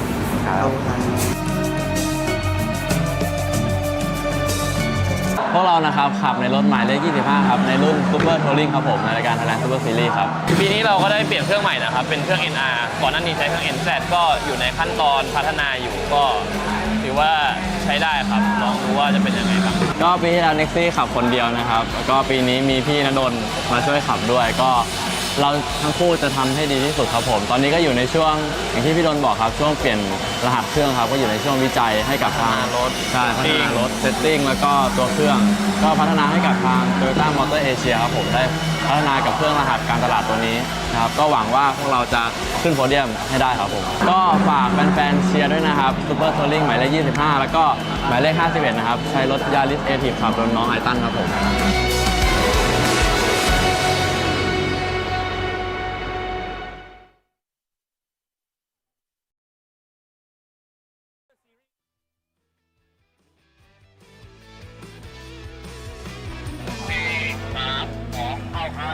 เอาละครับคุณผู้ชมครับยังอยู่กับ B-Quik Thailand Super Series 2025 นะครับที่สนามช้าง International Circuit จังหวัดบุรีรัมย์นะครับซึ่งแน่นอนนะครับรุ่นที่อยู่ข้างหลังรถนี้คือรุ่น Super Touring นะครับซึ่งรุ่นนี้เนี่ยเราจะใช้เวลาในการขับแข่ง1 ชั่วโมงบวกกับอีก1 รอบนะที่สำคัญเนี่ยส่วนใหญ่แล้วนักแข่งเนี่ยจะต้องมี2 ท่านด้วยกันในการแข่งบางคันบางรุ่นบางคันบางทีมก็จะมีท่านเดียวนั่นเองนะครับเพราะฉะนั้นรุ่นนี้เนี่ยเยอะมากและที่สำคัญเวลาของการคุริฟายเนี่ยดีที่สุดนะครับในเรสที่2นี้นะครับ1 นาที 56.855 นะครับกับร่มไม้ริมนาเรซซิ่งนะครับชายโชตินินเมื่อวานขับเป็นไม้แรกวันนี้กฎของการขับในคิวที่2เนี่ยนะฮะก็จะเป็นใหม่อนิวัฒน์ล้อมมหาไทยขับเป็นไม้แรกนั่นเองไปคุยกันดีกว่าเห็นเขาบอกว่า6 ปีเนี่ย6 ปีกับการที่ได้โพลอันดับที่1ของเมื่อวานนะครับ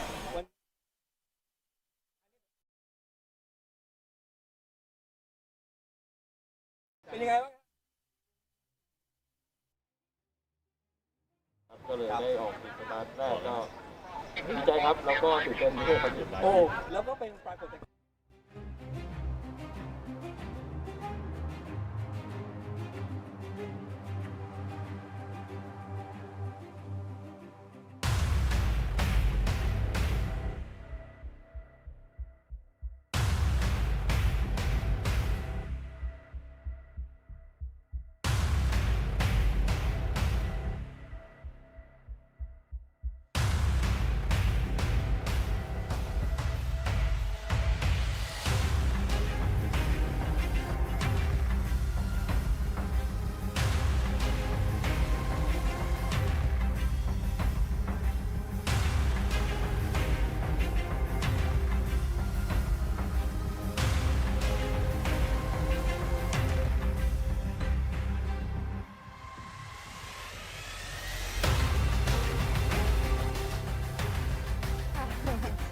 ถือว่าวันนี้ควอลิฟายมาเป็นอันดับ2เตรียมความพร้อมยังไงบ้างครับแคทครับ ก็เมื่อวานมีข้อผิดพลาดนิดหน่อยค่ะ วันนี้เราก็มีปรับปรุงแก้ไขกัน แล้วก็เดี๋ยวมารอดูกันว่าวันนี้1ชั่วโมงจะเป็นยังไงค่ะ ครับ โอ้โห อยากให้เชียร์เพื่อนร่วมทีมของเราด้วยครับ ค่ะ ก็ฝากเชียร์แคทกับเบบด้วยนะคะ2คนเบอร์14ค่ะ ครับ ค่ะ ครับผมก็ขอเป็นกำลังใจให้นะครับกับ ค่ะ YK Motorsport นะครับ ขอบพระคุณครับมากันต่อนะฮะ เรายังมีเวลาเหลืออยู่นะครับ โอ้โห อันนี้นะครับ คันสีดำเลยหมายเลข 65 นะครับ กับชนันชิชานะครับ แล้วก็นามคเนศนะครับ วันนี้นามคเนศจะต้องแข่งก่อนขับก่อนเป็นคนแรกนะครับ สวัสดีครับ สวัสดีครับ สวัสดีครับ เราจะถือพัดลมนี้ไปตลอดการแข่งขันเลยไหมฮะ ได้ก็ดีครับ แต่คงไม่น่าจะได้มั้งฮะ เดี๋ยวมันจะต้องตีกันในรถ เป็นยังไงบ้างครับสำหรับวันนี้กับการคุริฟายและการเตรียมความพร้อมสนามที่2ละ ก็เมื่อวานผิดพลาดเล็กน้อยครับ ก็เดี๋ยววันนี้พยายามจะแก้ตัวครับ อะไรที่พลาดเมื่อวาน ออกจากพิษไปเร็วกว่า 5 วิครับ อ๋อ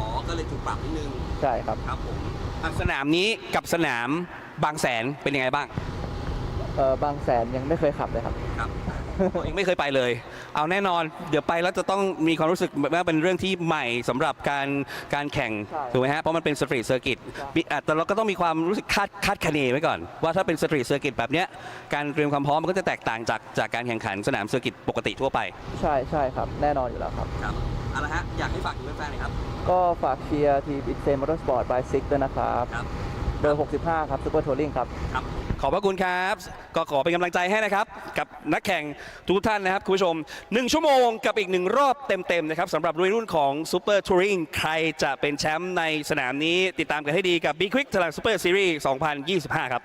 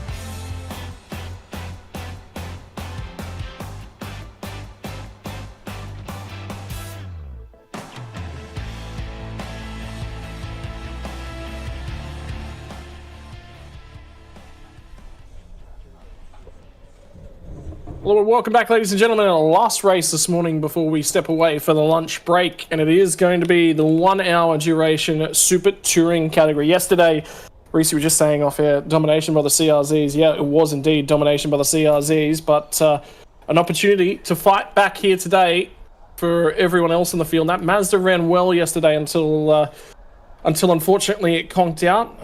Kajonsak as well in the Ford Fiesta. He's been a fan favourite for a very, very long time. The Det Boy car. ran well as well. He finally looks set to make the finish. So again, we'll be in for an hour worth of racing duration here, and that comes with its own challenges. And the biggest one that we had yesterday was tyres falling to bits at the back end of the race. So hopefully they've learned, improved since yesterday. Yeah, here's hoping. Looking at dry conditions for this race to come. Of course, rain could be coming later this afternoon. I guess the drivers in this category will be hoping that none of that rain touches them, because they would like a lovely dry track all to themselves. Back to the number 36 here. The Toyota Vios, the only one in the field. Other Toyotas are Yaris's HB and Ativ as well. Nice variety of cars, but of course, if you want to be fast, apparently the Honda CR-Z is the car to have. They take up the first 8 spots on the grid, which we'll be going to very shortly.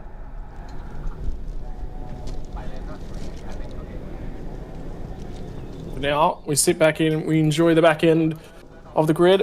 1 minute warning has been sounded, and everyone making their way off of start finish line. Crew's now back behind the walls, and we'll be set.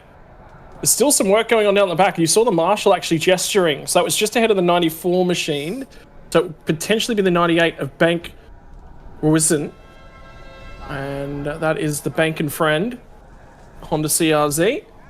We assume there is the Mazda 2 that was participating in yesterday until. Look at the wing on that thing. Yeah.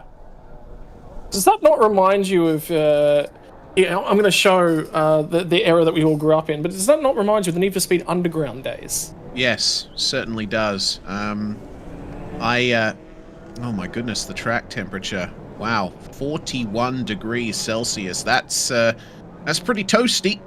Air temperature, of course, is quite high as expected for this part of the world at this time of year. But considering we haven't seen all that much sun, it's been mostly cloudy today. It's quite interesting to see that track temp. Yeah, I do agree. Yeah, Need for Speed Underground Juiced is reminding me of as well. Forgotten about Juiced. There you go. Yeah, underrated game. Well, turn our attention from the virtual world to the real world for the time being. Back to Chung International Circuit. Keep an eye on those timing sectors. You'll see some cars often be faster in Sector 1, slower in Sector 3, and vice versa. It's a battle of straight line speed versus mechanical grip around here in these touring cars. And track limits are always a factor. We go to the slick here from Hankook, the Ventus F200, using the same, actually they've still got the old series name there, Super Compact. It is Super Touring now, of course, but Supercar GT using the same compound of tyres. We ride on board with the number 18. Let's go through our grid here, Scott. Yeah, for the front row, Anawat in the 66 machine, and Natned, the first of the 2 CRZs. Nemkanech and Thanapatra going to be on row number 2. Row number 3 will be the 72 machine of Teo and Superkit. And Superkit to start this one. Funapat in the 34 machine will start alongside Anasorn, another solo entry, and Pimple rounding out the top 8. And that was where the CRZ dominance halted. Nardol in the 9th place 25 machine will be alongside of Ayrton in the first 2 of the Toyota Yaris's run by Toyota Gazoo Racing. Thanakorn and Manuel Rafael Caceres will be partnering with Narakrit. They'll start this one. Anon and Nabil out of 13th and 14th. Rathapark and Nick Teo round out your top 8 rows of the grid. Sarawat and Wong for the Fire Monkey Motorsports outfit. Yoshi Tsugu and Bank for the Bank and Friends machine round out the top 20. 6 more cars to make up the field. Praporaj and Ongwai down deeper in the field. Michael and Kajonsak out of 24th position. The final row of the grid, the number 8 of Athapong and Chase Chakras Parks and Chai R out of 26th and at the very rear of the field. Yeah, 2 very quick drivers from last year driving together this season. Chase Chakras Parks and Chayam Wangam. See what they can do to find their way up through the field here.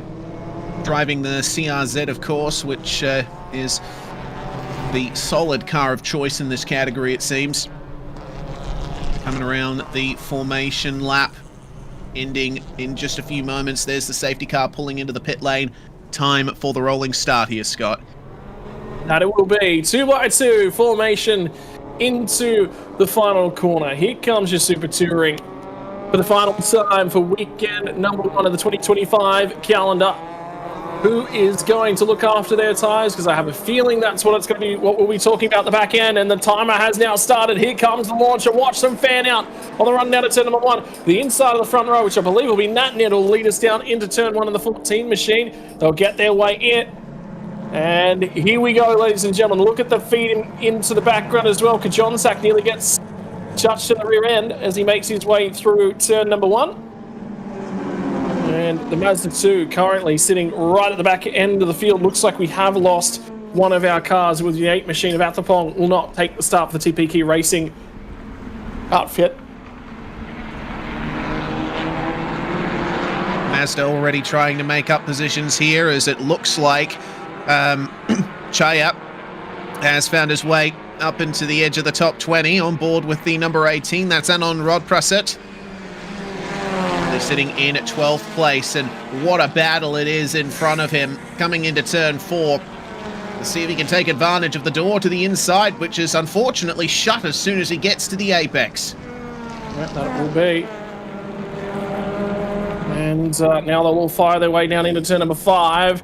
Everyone looking for a little bit of space. There's a car that's been rotated, the green machine. In the middle of all that, we'll find a window to get to the outside, one of the CRZs. And it rejoins the racing action, but it's a 66 machine, so it was Anawat who managed to get away quickly from the front row. Natned's followed him through. Have a look at the margin. They're already starting to build back to the rest of the pack, and there's the first of the Toyota Gazoo Racing Team Thailand entries. Kajonsack's made up a ton of spots on lap number 1. And now they'll get through 9, 10, and 11 on the opening lap, feed themselves back in. We'll keep our eyes out for a number of drivers that were quick yesterday. Here we go, 3 wide nearly, heading into the final corner, 51 machine and 18. So this is going to be for 8th spot on the road. Anon gets the job done. And the onboard shot will show him starting to chase down Footerpat, who's lost a few spots on that lap. Yeah, good run up from Anon here, up into the top 8 now. Steer it in. The CRZ ahead of him, slow out of turn 1. Footerpat, unfortunately, not getting the exit he'd like. And the Honda City will have the inside line into turns 2 and 3. Got to try and defend, because there's going to be a lot of cars behind you wanting to make up positions early on. It is a long race, but you have to make sure that you get the start of it right, cranking the wheel around, sticking to the inside, and it looks like the position will be made up. Next target there for Anon. Here's the number 15, the second of our Honda Cities, which is up the front here in the top 10. Yep, so making ground. Run down to turn 4, tip it in, nice and balanced, not taking too much out of the tyre, quite comfortably.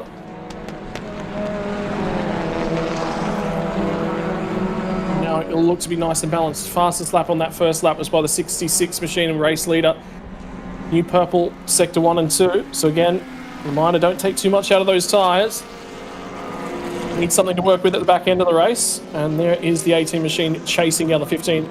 Was ahead of him. After lap 1, mostly single file. Kajonsack's cut his way through from outside the 20s. Already sits 12th on the road. Det Boy car gets to the inside of Nardal. Toyota Gazoo Racing Team Thailand car. They'll go side by side up through 9, 10, and 11. No room left over because they're using everything on offer. The sole Ford Fiesta in the field, getting amongst it there in the hands of Kajonsak Nasonkla. 4 minutes gone in the race, and we are still seeing huge battles everywhere here. Up ahead of Kajonsak, it's Nabil and Ayrton almost side by side on the way into turn 1 there. Winghin Motorsports versus Toyota Gazoo Racing Thailand there, both in Toyota Yaris's, with a slightly different model. And Kajonsak has absolutely taken advantage of that fight. He is ahead of the both of them when they get into turn 3. Lockup from the Toyota Gazoo Racing car as the Honda City behind almost cleaned him up. Yeah, so that'll be the 94 machine on white behind the wheel at the moment. At a 12th spot. So as you can see, cars coming from the back of the field, cutting their way through nice and aggressively. They'll need to make up as much time as they possibly can in the early phases of this race, at least positions as well. Once the cars are all nice and clustered, because that opportunity to make those spots will run out very, very quickly.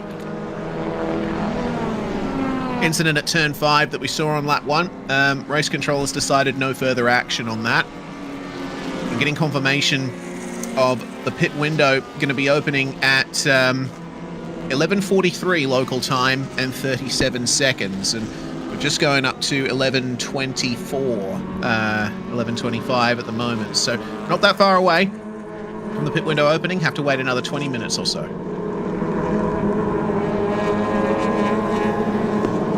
Reminder, 10-minute pit window, compulsory stops for every team, used as a way to balance the car and driver combinations as well. So, always important that if you get your 2 car combinations, and of course you get success time added to those pit stops as well. So again, it's just every little bit and piece that can be used to maintain evenness in the performance of all involved. Yeah, of always course. Be leveraged. There's obviously most of the field here with 2 drivers to a car, but there's a few drivers out there who are soloing in this series, so that it gives the 2 driver teams an opportunity to stay competitive with them, with the extra time being added to the pit stop of the single driver cars. Check back in with the number 18. Anon has found his way up to P6. He's on an absolute charge right now, and we'll see if he can break into that top 5. But it looks to me like the top 5 is solidly faster by about 0.6 of a second at least. So potentially we're going to be seeing this fight from 6th on back continue forward for a while. Looks like if you have a look at him, he's the only driver in the 57s back deeper inside the top 10. Sits in 9th place at the moment. He's already 15 seconds off the race lead, but he is making good gains. Took about a second out of Funapat, the 34 machine just ahead of him, so you can see that Ford Fiesta in the background.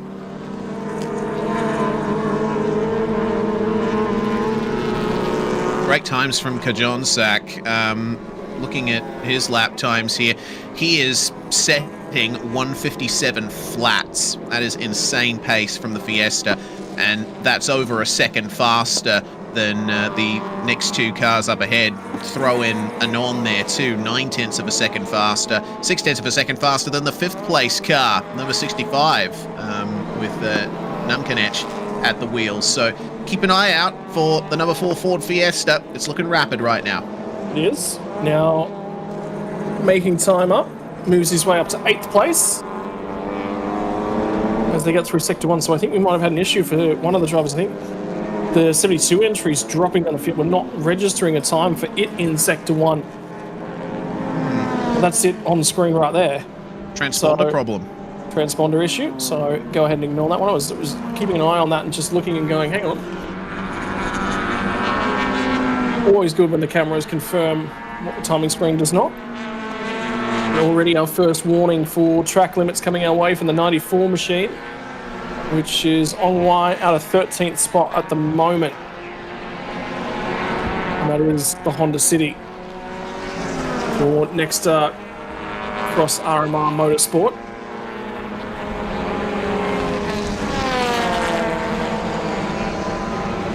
Here on the 72, who's it looks like filtered back through into 4th place on the timing. Super Kit at the wheel, driving with Teo for this season. battle further on back. Car number 92. This is the fight for P12. Chase Chakras Parks and Chayam Wangam in the 92 for the time being.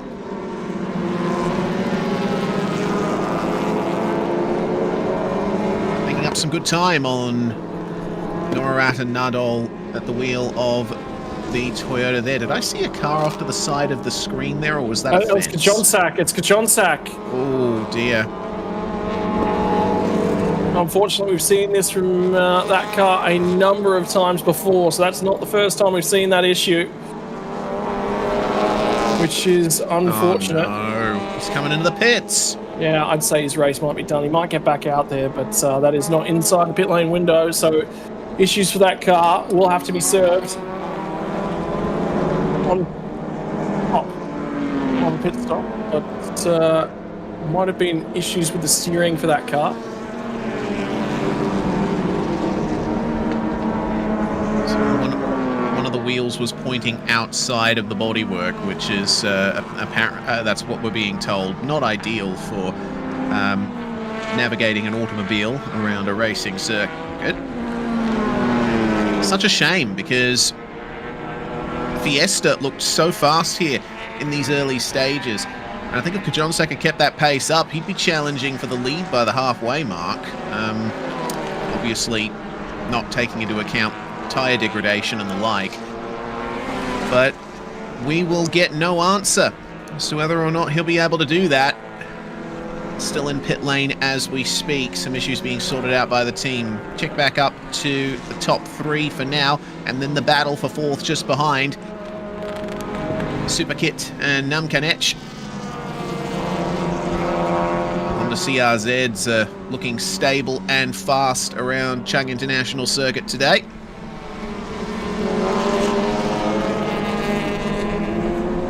A solid lead for Anawat here in the number 66. Lap times looking competitive as always. Best lap so far for the leader is a 156.3, and that is the fastest lap of the race so far. Still setting low 157s, but looks like a bit of time taken out by Thanapatra on the previous lap. Kept bringing those tyres in just a little bit more gently. Put them in a reasonable spot.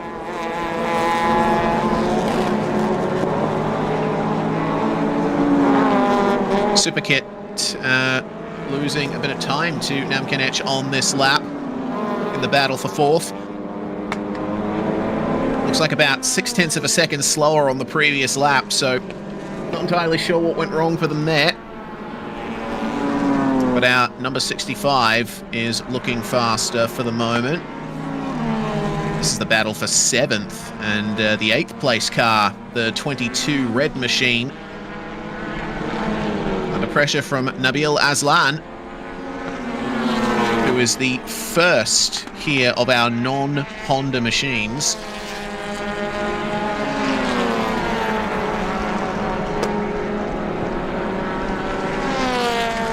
Incident under investigation from race control. Incidents at turn 8 and turn 11. I'm wondering if Kajonsak might have had something to do with that. Yeah, he hasn't resurfaced either. He's now been in the pit lane for 3.5 minutes, which has got him more than 2 laps down. 38 machines starting to close in Nabil Aslan. Onto the 22. Is that damage on the outside corner? Rear corner of the 22 machine? Is that in corner?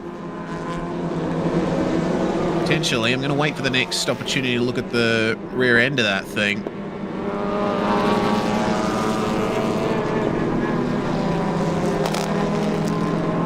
Looking as pacey as it always has, but difficult to tell. And it looks like we have a decision from race control for that incident we were just discussing. The number 34 has received a drive-through penalty for causing a collision at turn 8 and turn 11. That's Funapat in 7th place.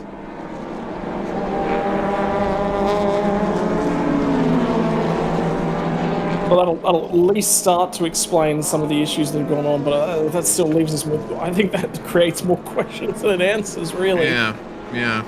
But either way, decisions reached. Chayat to the inside there in the 92. Going to take advantage here of Ongwai going wide on the way out of turn 3. Going to try the cutback. It's a very interesting battle. Looking at 11th place that these 4 drivers are fighting for, and Chaya falling back behind the first 2 machines. Evidently looking for some self-preservation here early on, not going for those big moves. That's the difficult part, isn't it? Because if you think you're faster than someone, a big send is going to get that job done. But you might hurt the tyre in the process. But if you can get 5 or 10 seconds down the road and then just start to preserve the tyre, that's ultimately going to be a better overall game. But the problem is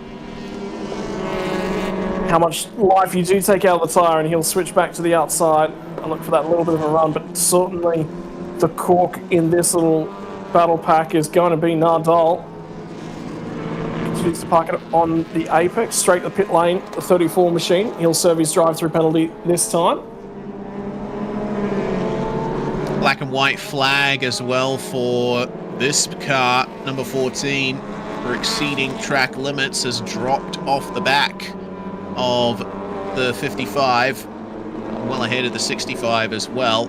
But yeah, a bit of a warning there from race control. Car's already receiving the black and white flag. Only 17 minutes or so into this race. Doesn't bode well for the remaining 43 minutes. Worthwhile noting at this point in time as well, as we're starting to get closer and closer to that pit window. 8 minutes to go now before that one will open up. 57 machine gets a great run. Honda CRZ to the outside of the Toyota. There's smoke up ahead of them. That might have been a lock-up for the next car on the road. Not quite able to get the job done at turn 3. A good drive out for the other side for the 57 machine. And Pin Pol looking to try and take advantage. Solo driver entry. It's the 57 machine. Remember, they were rotated on lap 1. That was the car that was facing in the wrong direction. And here at turn 5. Anything further from that one either. Is that a touch of damage to the right front corner, the 25 machine? And that was a shot of a car sideways somewhere. Oh. And there's more confirmation that that's the 14 machine. No, that's not one of the 14 machines. It is one of the other Nexter cars, but it's also number 7 car deeper in the field with the Mazda 2. They're down 17th and 18th, and that's the 56 machine is the Mazda. Yeah, I'm not sure exactly what happened between those two, but far enough into the runoff area that it looks like they ran into each other. Race control has handed out 3 more black and white flags for the 25, the 51, and the 98. So cars that were battling for 9th, Ayrton and Nadal, both of those machines, plus the 98 of Bank Rawasin, who's running down in 19th place. Replay here. They were already well off the track when the camera picked them up. Still unclear exactly what happened there. So it looks like it's been a run-in with them. Looking at the Mazda 2 as well, I would say he was on the inside and then run into turn 4. So I'd say he's probably going to be at fault for where those cars have ended up without seeing any further, footage, of course. Giving my take on that situation. I think it's tough to do without the full info though. So race control, I'm sure, will have a look at it. When you have 5 minutes now to the start of the pit lane window, and we'll get first pit stops coming our way.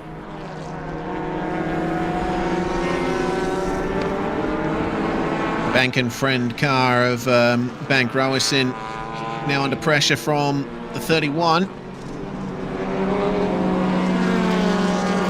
guys battling in the lower reaches of the top 20. Prapoj at the wheel of that car.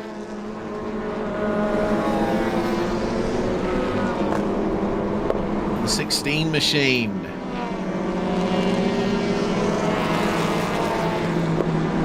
The 15 machine. A little bit further up the field. Vanowit has been holding on nicely. Incident at turn 5 under investigation. I think that might be the one that we saw on the replay there. Expect that one to be continued to be looked at, so we'll just wait for a confirmation on what's going on there.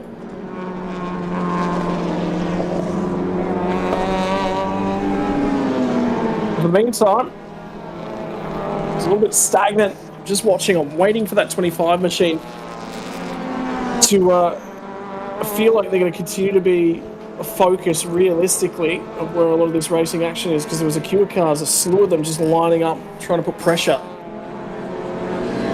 on them. I don't expect that to be going away anytime soon.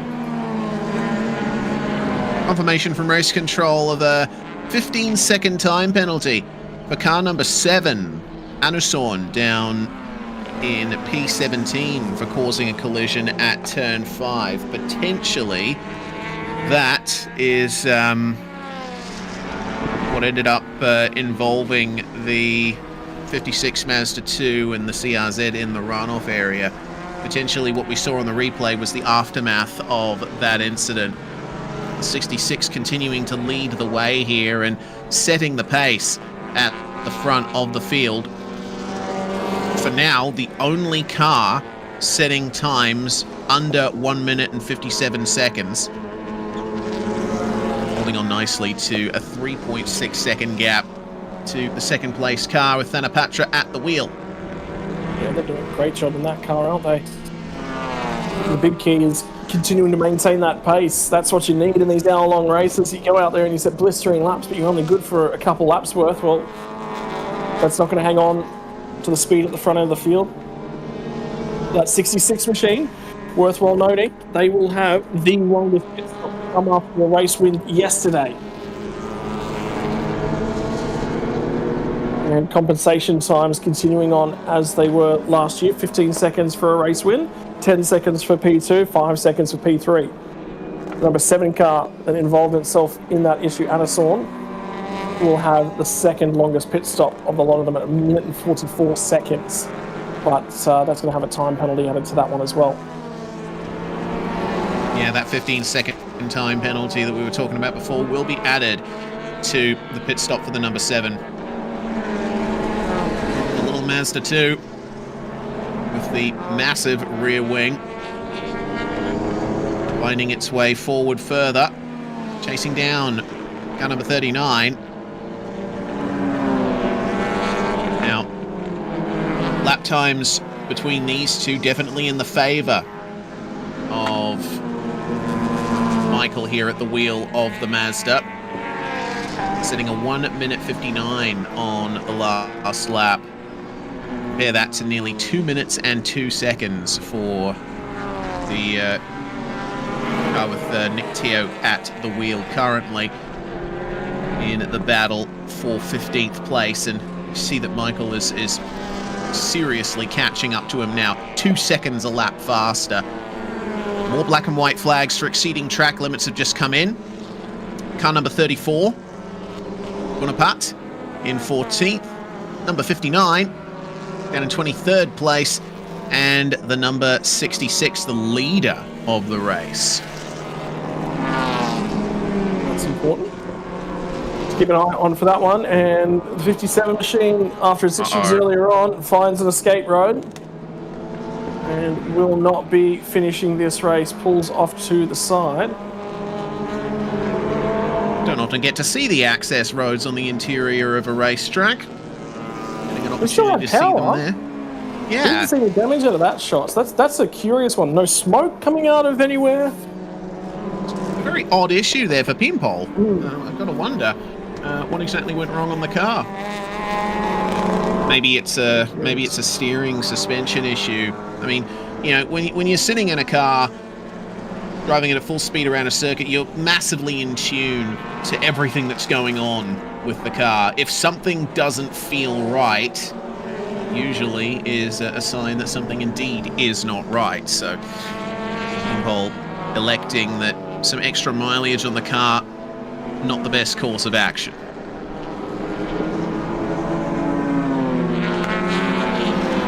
Either way, he'll pull to the side. He'll be out of the race.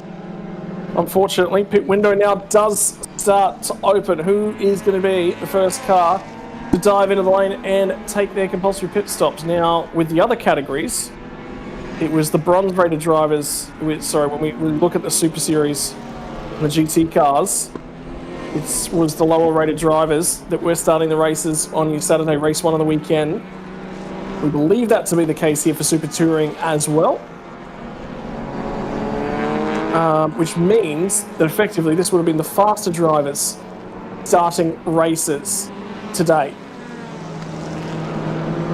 So you should expect drivers to be running a little bit longer, more than likely. Our first takers to pit lane. Thanaroj and Natanid exchanging spots here. Superkit will hand over to Tayo in the number 72 as well. Only 2 cars that have come in thus far, right at the start of the pit window. Get out of the way and get going. Might have just been looking for an opportunity to get overtakes done as well, if you're a little bit stuck. So anyone that was caught up and in behind Nardole, they might dive out of the queue very early on here as well. 5 more cars on their way into pit lane at the moment. We see Chaya bringing the 92 in. We'll hand over to Chase Chakris.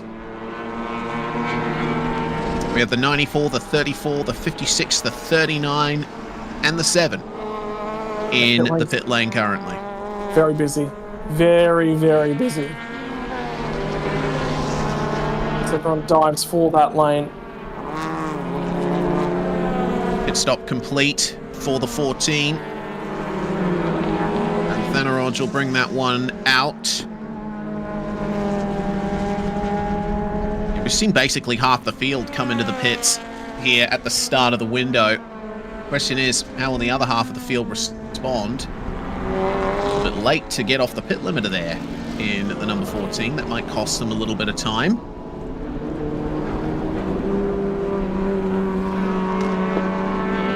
Looking relatively a-okay. And some air being piped into the brake ducts. The brakes here for the 59 machine on pit lane at the moment. It'll be Yoshitsugu handing over to Kutapas deeper in the field. Now the fun part starts as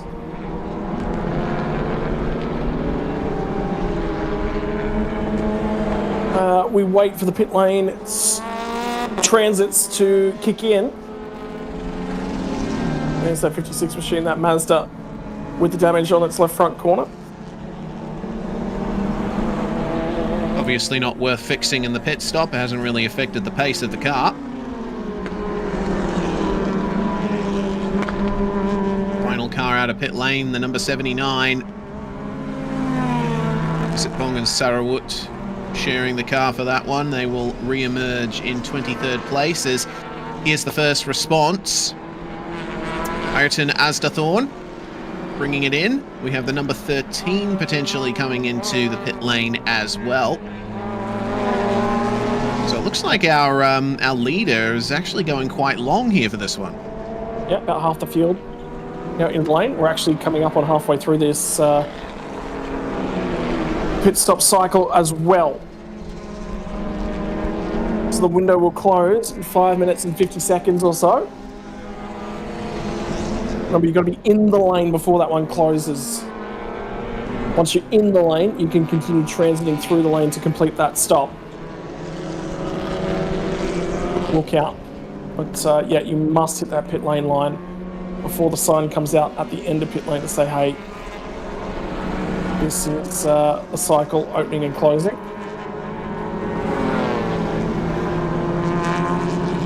Battles re-emerge out on track. Car 22 and car 38 battling for what is effectively 5th spot.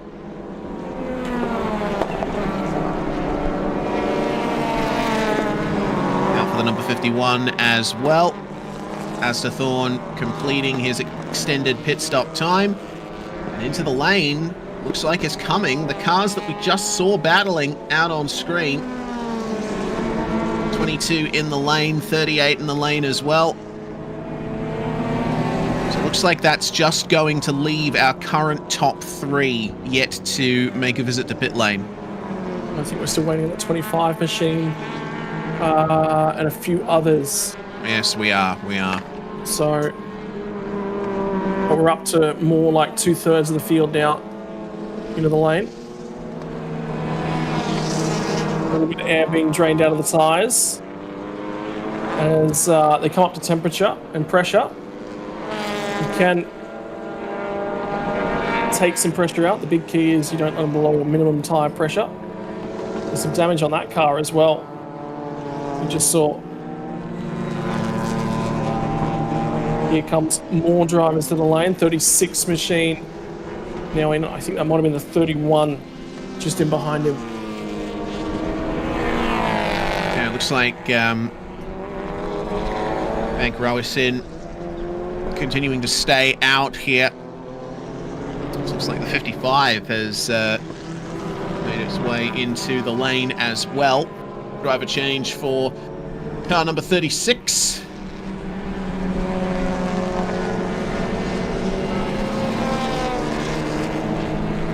Very aggressive entry into the box there for the 55 CRZ, second place.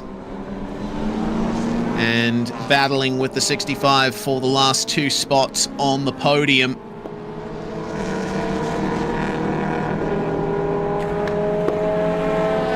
Minutes on that window too now, Reese. So they need to be in the lane in the very, very near future. Uh-oh. Oh no. Pit stop completed for the number 56 and only a couple of laps in, pulling off the circuit. Nuchanon taking over from Michael in that car. And evidently there's been an issue. Next car in, car 25. Nardole will hand over to Norat. Just waiting for the extra time to be taken on the pit stop here for the 55, and away he goes. Good countdown too. That's good communication with the driver about what they need to be doing.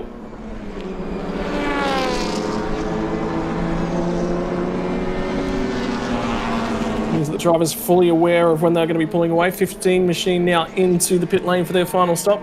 Taking a look, it's literally just our race leader, the last one to come to pit lane. So we're just waiting on Anna Watt. And some repairs being done to the 25 machine. They were in a thick battle, weren't they? Yeah, a couple of biffs to the front bumper there. Just putting some extra tape on to make sure that the bumper sticks to the car.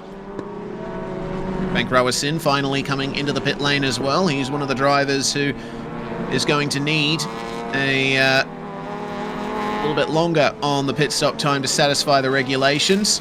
That's water being handed to him there too as well, Reese. Service being done to the driver as well as the car.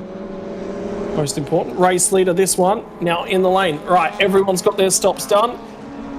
So we don't even need to worry about this pit window closing. It's already been handled effectively with 1 minute and 10 seconds on the clock. We run down to now the back half of the race. Super Touring. Change your branding for this category. Few new drivers, few new teams in amongst things. And driver out of the car for the 66 next to RMR Motorsports machine. a good job there from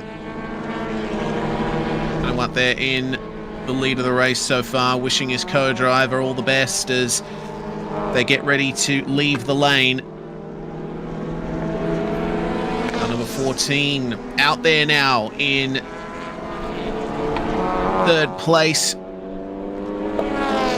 Still trying to chase down the number 55. This is the point now where we got to sort of reset ourselves here, Scott, because we have new drivers in the majority of the cars around the circuit. Pit window finally closes. And everyone, it seems, has satisfied the regulations. Back out will come our race leader.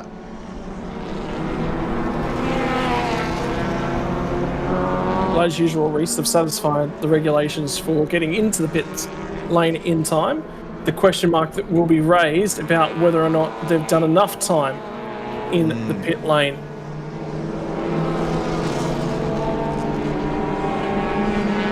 Yeah, so keep an eye out for potential race control messages.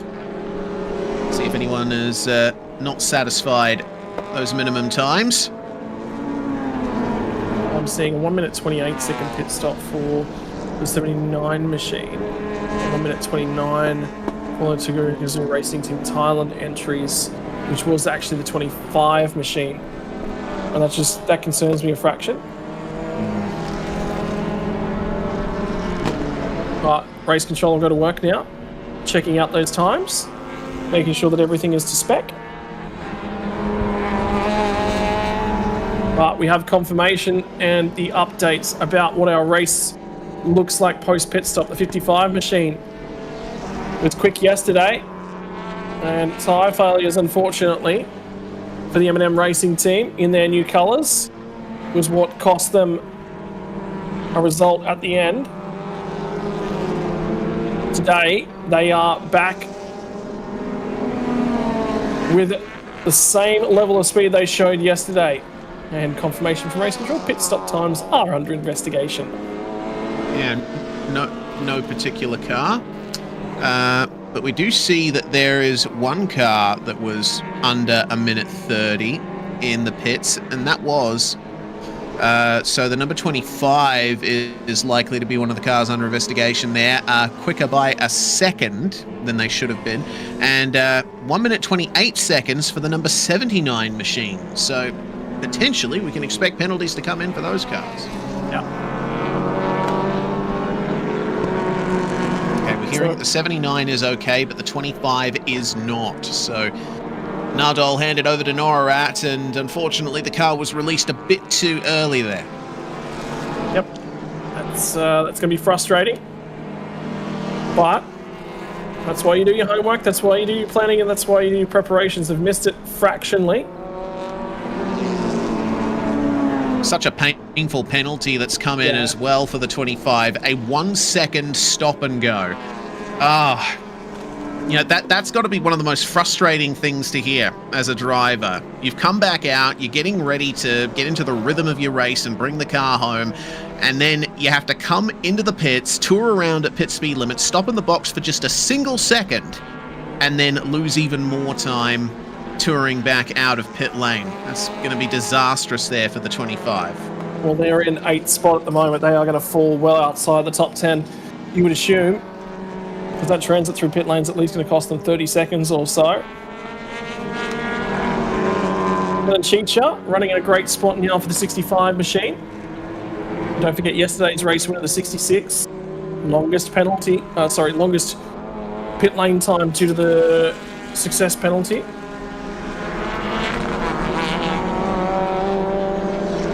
They back into 3rd spot and look comfortably set to stay there as well.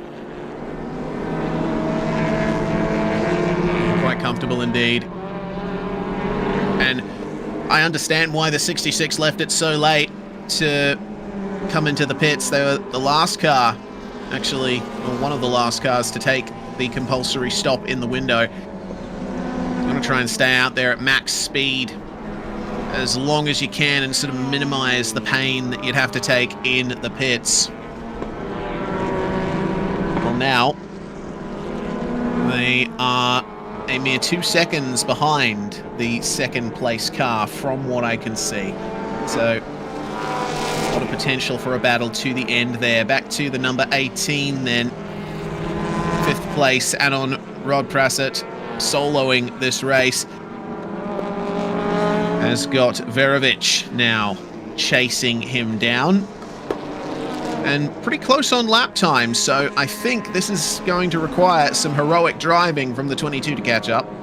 Yep, Nora right into the pit lane to serve that stop and go penalty as well. Rear bumper looks to be missing a few bits and pieces on that machine we're looking at the moment. And got the repair works done to the front end of the 15 machine as well. Solid job. They've done just enough there to keep that front bumper attached, though you can still see it is sagging a bit on the right-hand side, so not the best that car could be, but at the very least they're still out there, still lapping consistently.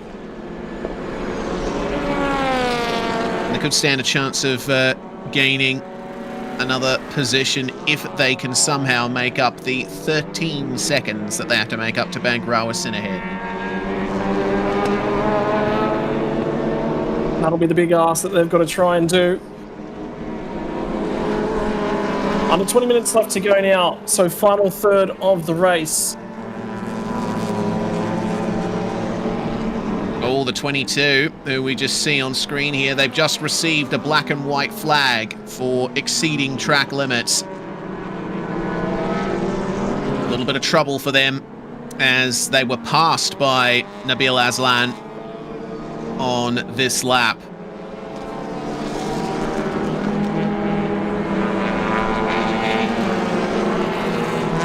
Really look like they're catching him, it's just a fraction straight line. I do wonder whether or not that might be the 38 machine we saw last year that's just been sold on to Nabil Aslan. Because I remember that was Mohammed Nakib, I think, driving that car last year. It was. Same team, new driver. That's what we're hearing is side by side between the 51 and the 92. Plenty of last year's drivers moving up to higher categories, and so there's been a few changes within this category, and the 38 is one of the cars that's been affected by that. But here's Chase Chakras now in the 92, getting the move done on the 51 machine of Ertan Azdathorn. A little bit of a lock up into turn 3 will give the Toyota a little bit of a better run out of the corner. But it's proving pretty difficult to pass here in the final sector, so even if you are faster, maybe it's best just to wait until the back straight on the next lap.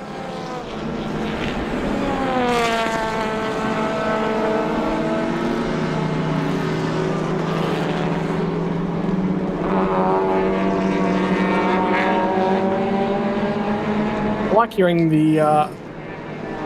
Actually, these two are going to go side by side at the moment, so the 92 and the 51 continuing this little battle. Good run out of the corner from the Toyota. It's defended nicely by the Honda. And Shayar will get the job done. Sorry, no, apologies. That'll be Chase Chakras Parks now behind the wheel. And Ertan Azdathorn partaking in Formula 4 racing duties this weekend as well.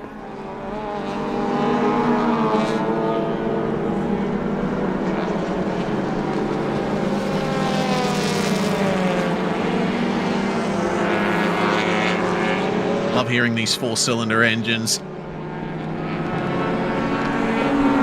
Front-wheel drive touring car racing is one of my favorite categories.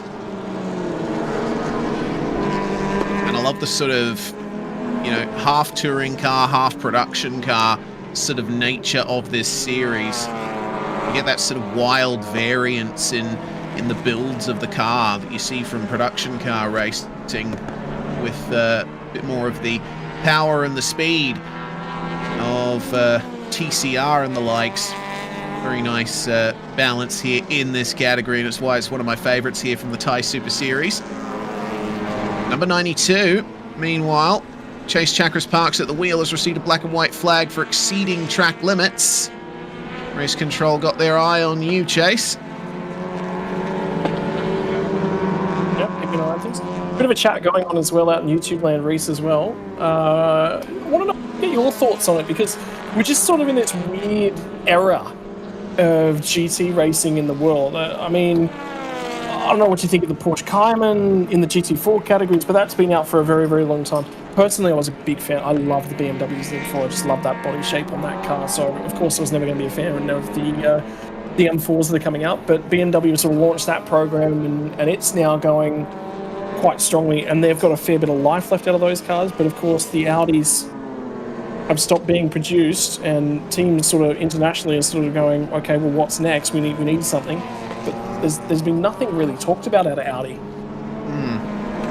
I remember we were talking about this on Friday as well. Yeah, so it's where do you see? Because I mean, obviously the Honda NSX. I mean, it's an older car now as well. Really older generation. They're onto the Evo 2 spec. It's been a fair while since we've had a Lamborghini come out in a good while.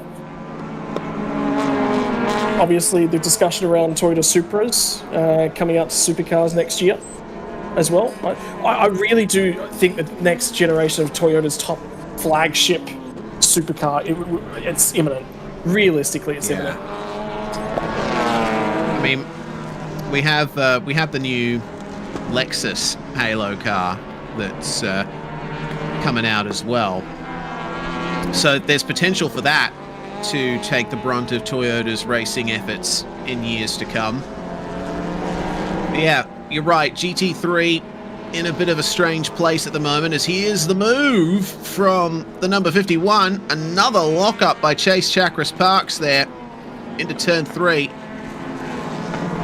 And Ayrton Asdathorn will finally get back past him here. These two have not left each other alone the entirety of this second stint. Now battling for the last 2 positions in the top 10, so some good points on offer here. Chase round the outside of turn 4. He's going to understeer off. And that's going to be move done for the 51 once more. But back to our discussion, yeah. I'll just echo what I said on Friday. You know, I think that all of these brands involved in GT racing, they have a history. They have something to build on for the future. Obviously, it's going to be largely decided in the boardrooms, isn't it?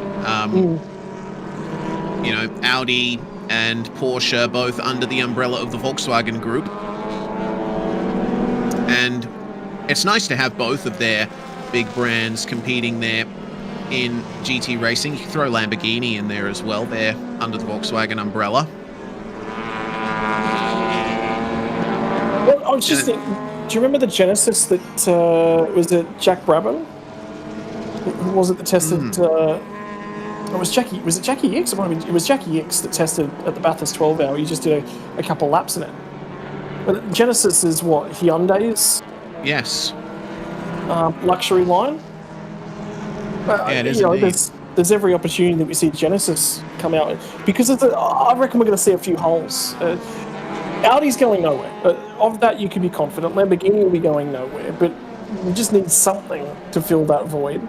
I'm really surprised. Yeah, sure, we've had a Lexus in GT3 sort of sporadically, but yeah, I feel like Toyota needs to press forward. The Acura's obviously been there and been around, but I mean, like I said, I'm not necessarily a huge... I've been such a big fan of Carrera Cup racing right throughout my childhood. I loved the 991 spec car. Big car fan of that 991 spec. If you were to sit here and say, what car would you love to go for a roll in, it'd probably be, you know, a Yellowbird, or it'd be a 991 spec Cup car, actually, because I just love the drivetrain wine in them. I think it's just so iconic, and we're missing that as we move forward into the next sort of generations, as sound restrictions and those sort of things become more and more important. I do wonder whether or not Audi's holding out for some sort of electric series that they can sort of position themselves to, because you think about where Europe's heading. Yeah. So, is that what they're holding? So, are we in a holding pattern? Do we stop seeing Audis? Given like that program's just been so powerful for such a long period of time that it just seems wrong for it to go missing. Yeah, it's a difficult question, isn't it? Because like Audi's obviously active in Formula E at the moment. They've thrown their effort behind the push to move to electric, but we still have GT3 being the dominating global category of motorsport, and I think you ask any fan and they will prefer the traditional internal combustion engine form of racing over electric. So, I mean, that sort of zeitgeist might shift in the next 10 years or so, potentially, as Formula E has gained in popularity and, we see electric vehicles becoming more widely accepted, especially on the road and in the sales charts. It's a difficult position for the manufacturers to be in. If they want to try and move to electric, is it worth the extra exposure, spending all those millions of dollars on a racing program in an internal combustion engine series? Well, it's also worthwhile sort of noting, it's something I hadn't even thought about until just now and realised, but when was the last time we saw like a complete overhaul of the Mercedes? They've just been running the AMG platform in a very, very similar variant. It's just sort of minor upgrades that car's been receiving for such a long period of time that it's not, they haven't had to go out and do a complete overhaul. And to be perfectly honest, I think their packages are, if you listen, their package is in a great position, right? Because they've got a unique sound. The only thing close to them is the Mustang.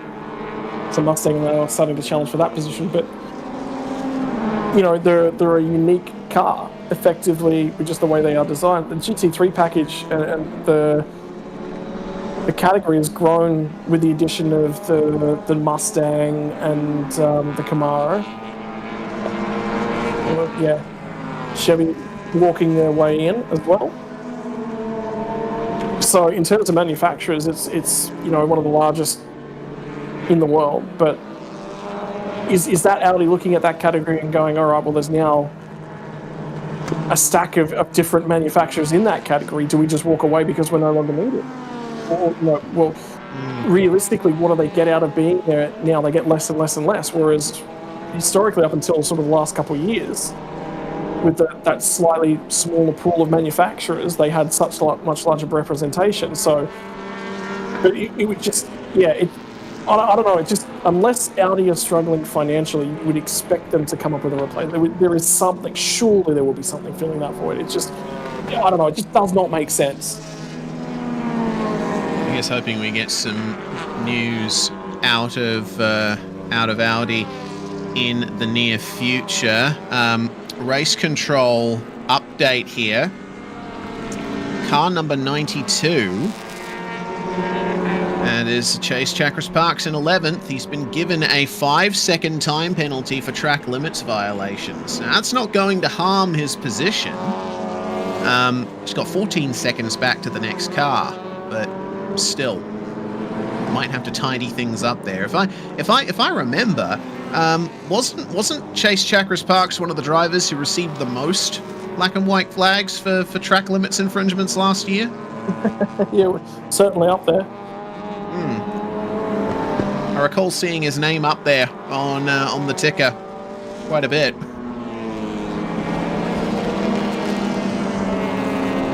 Well, in the meantime, 6 minutes left. Track limits, penalties notwithstanding. And for the 92 machine, after that excessive battle, obviously has to sit back and watch, unfortunately, after receiving that penalty. Not really much more he can do, because even if he does press up and get that spot back, we still have the 65 machine of Chenenchicha. Unfortunately, these guys are about 21 seconds back off their next competition. But they're only a couple seconds ahead of Anon Rodpresser. but running very similar lap time, so that battle's not going to eventuate and show up in our screens. So the next major battle is the 79 and the 13 machine, which, although Manuel Rafael Caceres was about 5 seconds slower on the most recent lap, so I feel like he's just recently lost that position to Visit Pong. Sorry, no, my apologies. It was Narakrit. Should be, I believe, in that car at the moment. He's just lost the position to Visit Pong. Yeah, indeed. Losing 14th place there. Well, our leader, Chanok Nun, car number 55, the P1 Automotive Liqui Moly Honda CRZ. The CRZs have absolutely dominated this event. The hand out the window we might have been seeing there. Not sure what's going on there. Our eyes peeled, but the highest non-Honda is in fact the Toyota Yaris of Nabil Aslan in car number 38. It's a Honda-dominated field, and the CRZ is the one consistently up the top here in 2024 and 2025. Nice wide platform in that car, providing a lot of nice handling characteristics through the turns, evidently. Very stable. A little bit low to the ground as well. Means that it punches less of a hole in the air. Never a bad trait to have. I've got to wonder if the chopped off rear end design has an effect on the drag as well, because I recall that Toyota did a similar thing with the Prius when they first released it. That body shape is good for low drag. Of course, the CRZ is so hand was out the window on the exit of turn 3 for the 55. So we'll see if he does the same thing again this lap. Maybe signaling to the cars ahead to get out of the way. Oh dear. Looks like our former race leaders, now 3rd place, have just received a time penalty of their own for continued abuse of track limits. 5 seconds going to be added to their race time, but ultimately, once again, that's not going to affect their position. They have 20 seconds back to the next car.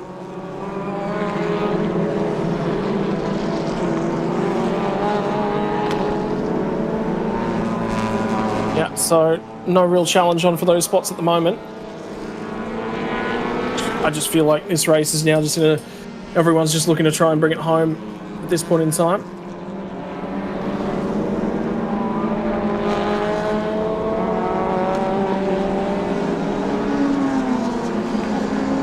Correct me if I'm wrong, but did you see that fire sign in the exit of turn 3? I think that might have been an upgrade they've done with the circuit after a number of issues the last couple of years with some of the cars. Not a bad thing. Signs out saying exactly where the fire extinguishers are. Get yourself over to them. Don't recall seeing that. Doesn't mean they're not there. They may have been there. We just tend to miss things from time to time. Put an alteration on the camera shot too sometimes. Just wider angle. Pick up those bits and pieces. Yeah. Either way.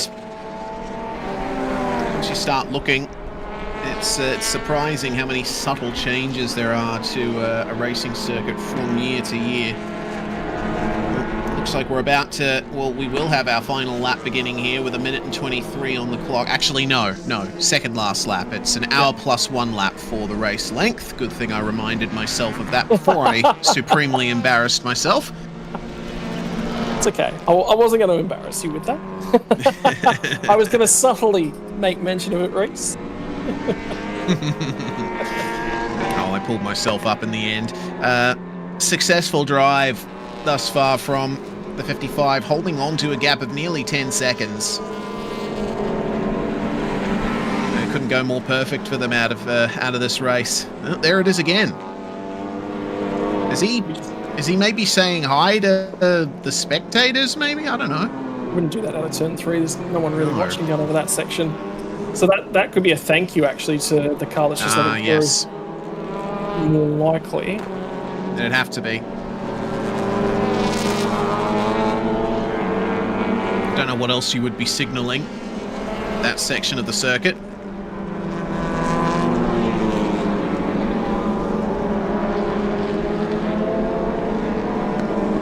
But it's been complete dominance here. The moment from Ayrton Asdathorn, 14 machine. Much stronger result after what was a disappointing run yesterday with tyre dramas. No tyre dramas here today whatsoever. After we see, 4 cars with punctures inside the last 15 minutes yesterday. I think that might have been some of the communication back and forth with the drivers, as well as just look after the tyre.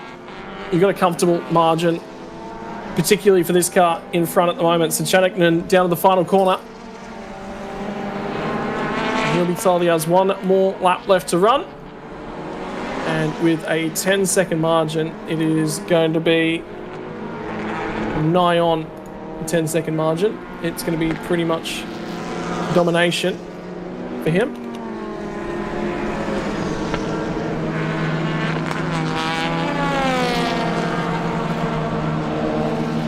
And look at the huge gap that Cheltenham has to the next car here, the number 65, going to come across the line to bring their final lap to a start.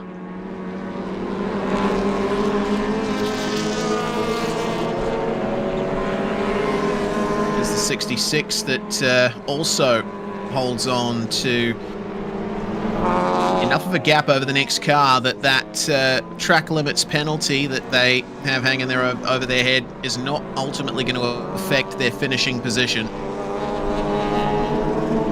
Closest battle on track from what I can see is between the 34 and the 92, but even then we have a track limits time penalty for car 92 at Chase Chakras Parks, so ultimately that battle won't mean much in the end. Into the final sector then. I think Ayrton Asdathorn's actually just lost a spot to Teo in the 72 machine, because I thought he was in an 8th spot a few moments ago. So there is a pass going on, but the lap times don't necessarily show it. Alternatively, Asdathorn actually might be starting to make some time back towards... No, they have swapped again, so it's... Teo's fallen down further. He's down to 11th. Yeah. Late problems there for car number 72, but we're on to the final corner then for the number 55, Thanapatra and Channicknan, executing this race perfectly. Yeah, last corner, run to the flag, winner. Race number 2 of the weekend. Channicknan gets it done. M&M Racing, after tyre failures yesterday, they get the job done today, and that is going to be a car that's going to be difficult to beat. There's your second place driver. With a lot of room and comfort for Thanaroj. Gets the job done and celebrates with the team on the pit wall. Now we watch and we wait for the 66 machine. Right at the final corner. The next RMR Motorsports car finished first yesterday. P3 today. Great banker points for the 66 machine. They'll be very happy with their weekend and result. As they should be. Great run of results for them. Next car to come across the line, number 65. And that's going to be a solid 4th place for Chananchicha and Namkanech. And on Rod Praset finishing in P5. Nabil Aslan there in the Toyota Yaris getting P6. He showed some great pace today. Great job done. As the results start to come in, a couple more cars to cross the start-finish line. But 1 hour worth of racing for your Super Touring cars. Race win goes the way of Thanapatra and Channicknan, Natnan and Thanaroj home in P2, Anawat and Cheltenham home in P3.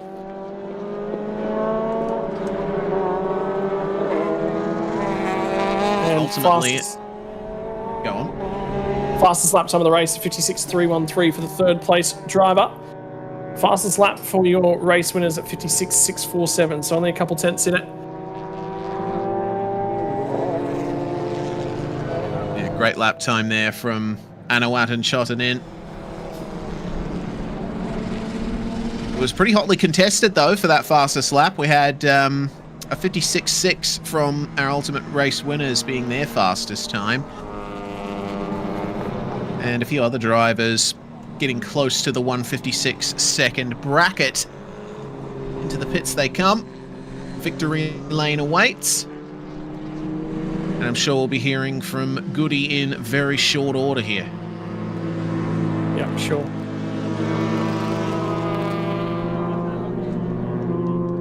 On the way into the pit stall.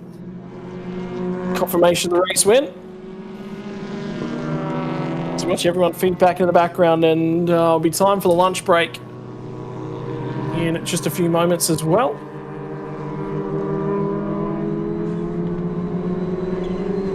After the break, though, we'll be back for the jewel in the crown of the weekend, Thailand Supercar Series. Supercar GT3s, of course, alongside the GTM cars today. Will the rain fall whilst we're at lunch, or will it stay dry will be the big question for the afternoon. After that, Formula 4 Southeast Asia UGT4 and GTC category will be coming to you live from 4 p.m. And to close off the afternoon will be the last of the Super Pickup categories, the A and B class drivers. That's what's left in front of us. 4 more races to bring the weekend to a close of the first round of the championship for 2025. In the meantime, waiting for drivers to be interviewed down in pit lane. But Reese, that was very sedentary. Not a lot happened out of that one. You missed a great race yesterday because we had no clue who was going to win it in the dying 5 minutes of that one. Yeah, it turns out tyre issues make for exciting racing. They worked it out here today, and there's a solid amount of action. But starting right now, going to be hearing from our top 3, likely in Thai. ภูมิใจครับประทับใจครับผมได้ที่3กลับมาก็สุดยอดแล้วครับคือต้องบอกอาจารย์ใหม่เนี่ยนะตัวแทนหมู่บ้านคือเขาให้กลับบ้านแล้วนะใช่ครับก็พี่ใหม่ทำเวลาไว้ให้นะครับแล้วก็ด้วยแผนของผู้จัดการนะครับผู้จัดการปิงก็ทำให้เรามีเวลาหายใจแล้วก็ไม่ห่างจากคันหน้าเกินไปไม่โดนตามคันหลังเกินไปผมก็เลยขับง่ายเลยทีนี้ใช่ไหมฮะใช่ครับแต่ยังดีมันก็มันเกือบตอนช่วงท้ายๆมีการลุ้นนิดนึงเพราะว่ามันเกิน track limit ไปมันทำให้บวกลบเวลาไปอีก5 วินาทีแต่ก็ยังเป็นข้อดีที่ว่าเรายังมีนำผู้ตามอยู่ประมาณ20 วิมันก็เลยทำให้เราเนี่ยยังอยู่ในอันดับเดิมใช่ครับผมก็ถือว่าเก็บโอกาสไว้เยอะครับแล้วตอนนี้โอกาสหายไป 5% ก็ยังโอเคครับยังอุ่นใจครับตอนนี้ตรงสนามหน้าสำหรับบางแสนเลยครับบางแสนตอนนี้นะครับเดี๋ยวกลับไปเราก็จะวางแผนทำรถใหม่นะครับผมเพื่อเซตอัพใหม่ทั้งหมดนะครับเพื่อเตรียมพร้อมมากับบางแสนกลางปีเนาะก็เป็นรายการใหญ่รายการนึงนะครับยังไงก็ฝากติดตาม Nexter XR Motorsport ด้วยนะครับผมครับขอบคุณครับสวัสดีอีกครั้งครับขอบคุณครับ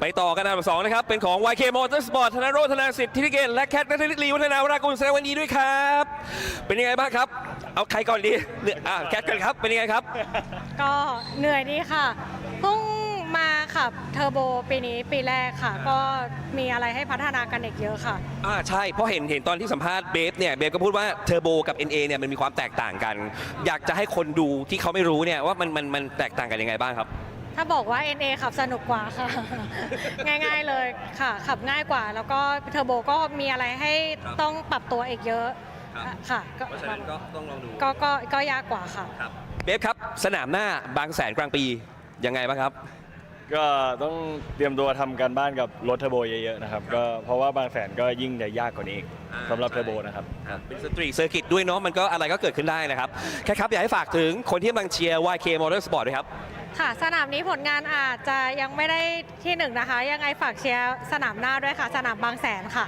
ทีม YK Motorsport ค่ะเบฟครับครับก็ฝากเชียร์พวกเราทีม YK Motorsport ด้วยนะครับขอบคุณครับแสดงความยินดีอีกครั้งเลยครับกับ YK Motorsport นะครับอันดับ2และอันดับ1นะครับเป็นของ M&M นะครับชนกนันท์ ณ ธรรมานพและโอมพันลายธนภัสสุทธิสว่างแสดงความยินดีด้วยครับ เหนื่อยหายเหนื่อยยัง โอเคแล้วครับ ครับเป็นยังไงบ้างครับอาร์ม ก็ดีครับรู้สึกดีใจครับ ก็เป็นไปตามเป้าหมายที่พวกเราตั้งใจครับ ครับผมพูดถึงการแข่งขันโอมก็เป็นไม้แรกเนาะเป็นยังไงบ้างฮะสำหรับโอมมาพูดถึงโอมก่อน ก็โอมก็ทำตามแผนทุกอย่างครับ ครับ เราไว้ใจกันแล้วโอมก็ทำได้อย่างที่เราต้องการ แน่ ครับ โอมเป็นยังไงบ้างฮะ ก็ดีครับ รู้สึกดีครับ ดีใจอยู่ครับ ก็ถือว่าวันนี้ประสบความสำเร็จก้าวมาอยู่ในโพสิชันที่ 1 เลยนะครับก็ถือว่าเป็นนิมิตหมายที่ดีสำหรับการเข้ามาในเรสที่ 2 แล้วแห่งนี้ส่งต่อสนามหน้าเราจะไปกันที่บางแสนจังหวัดชลบุรีครับ ก็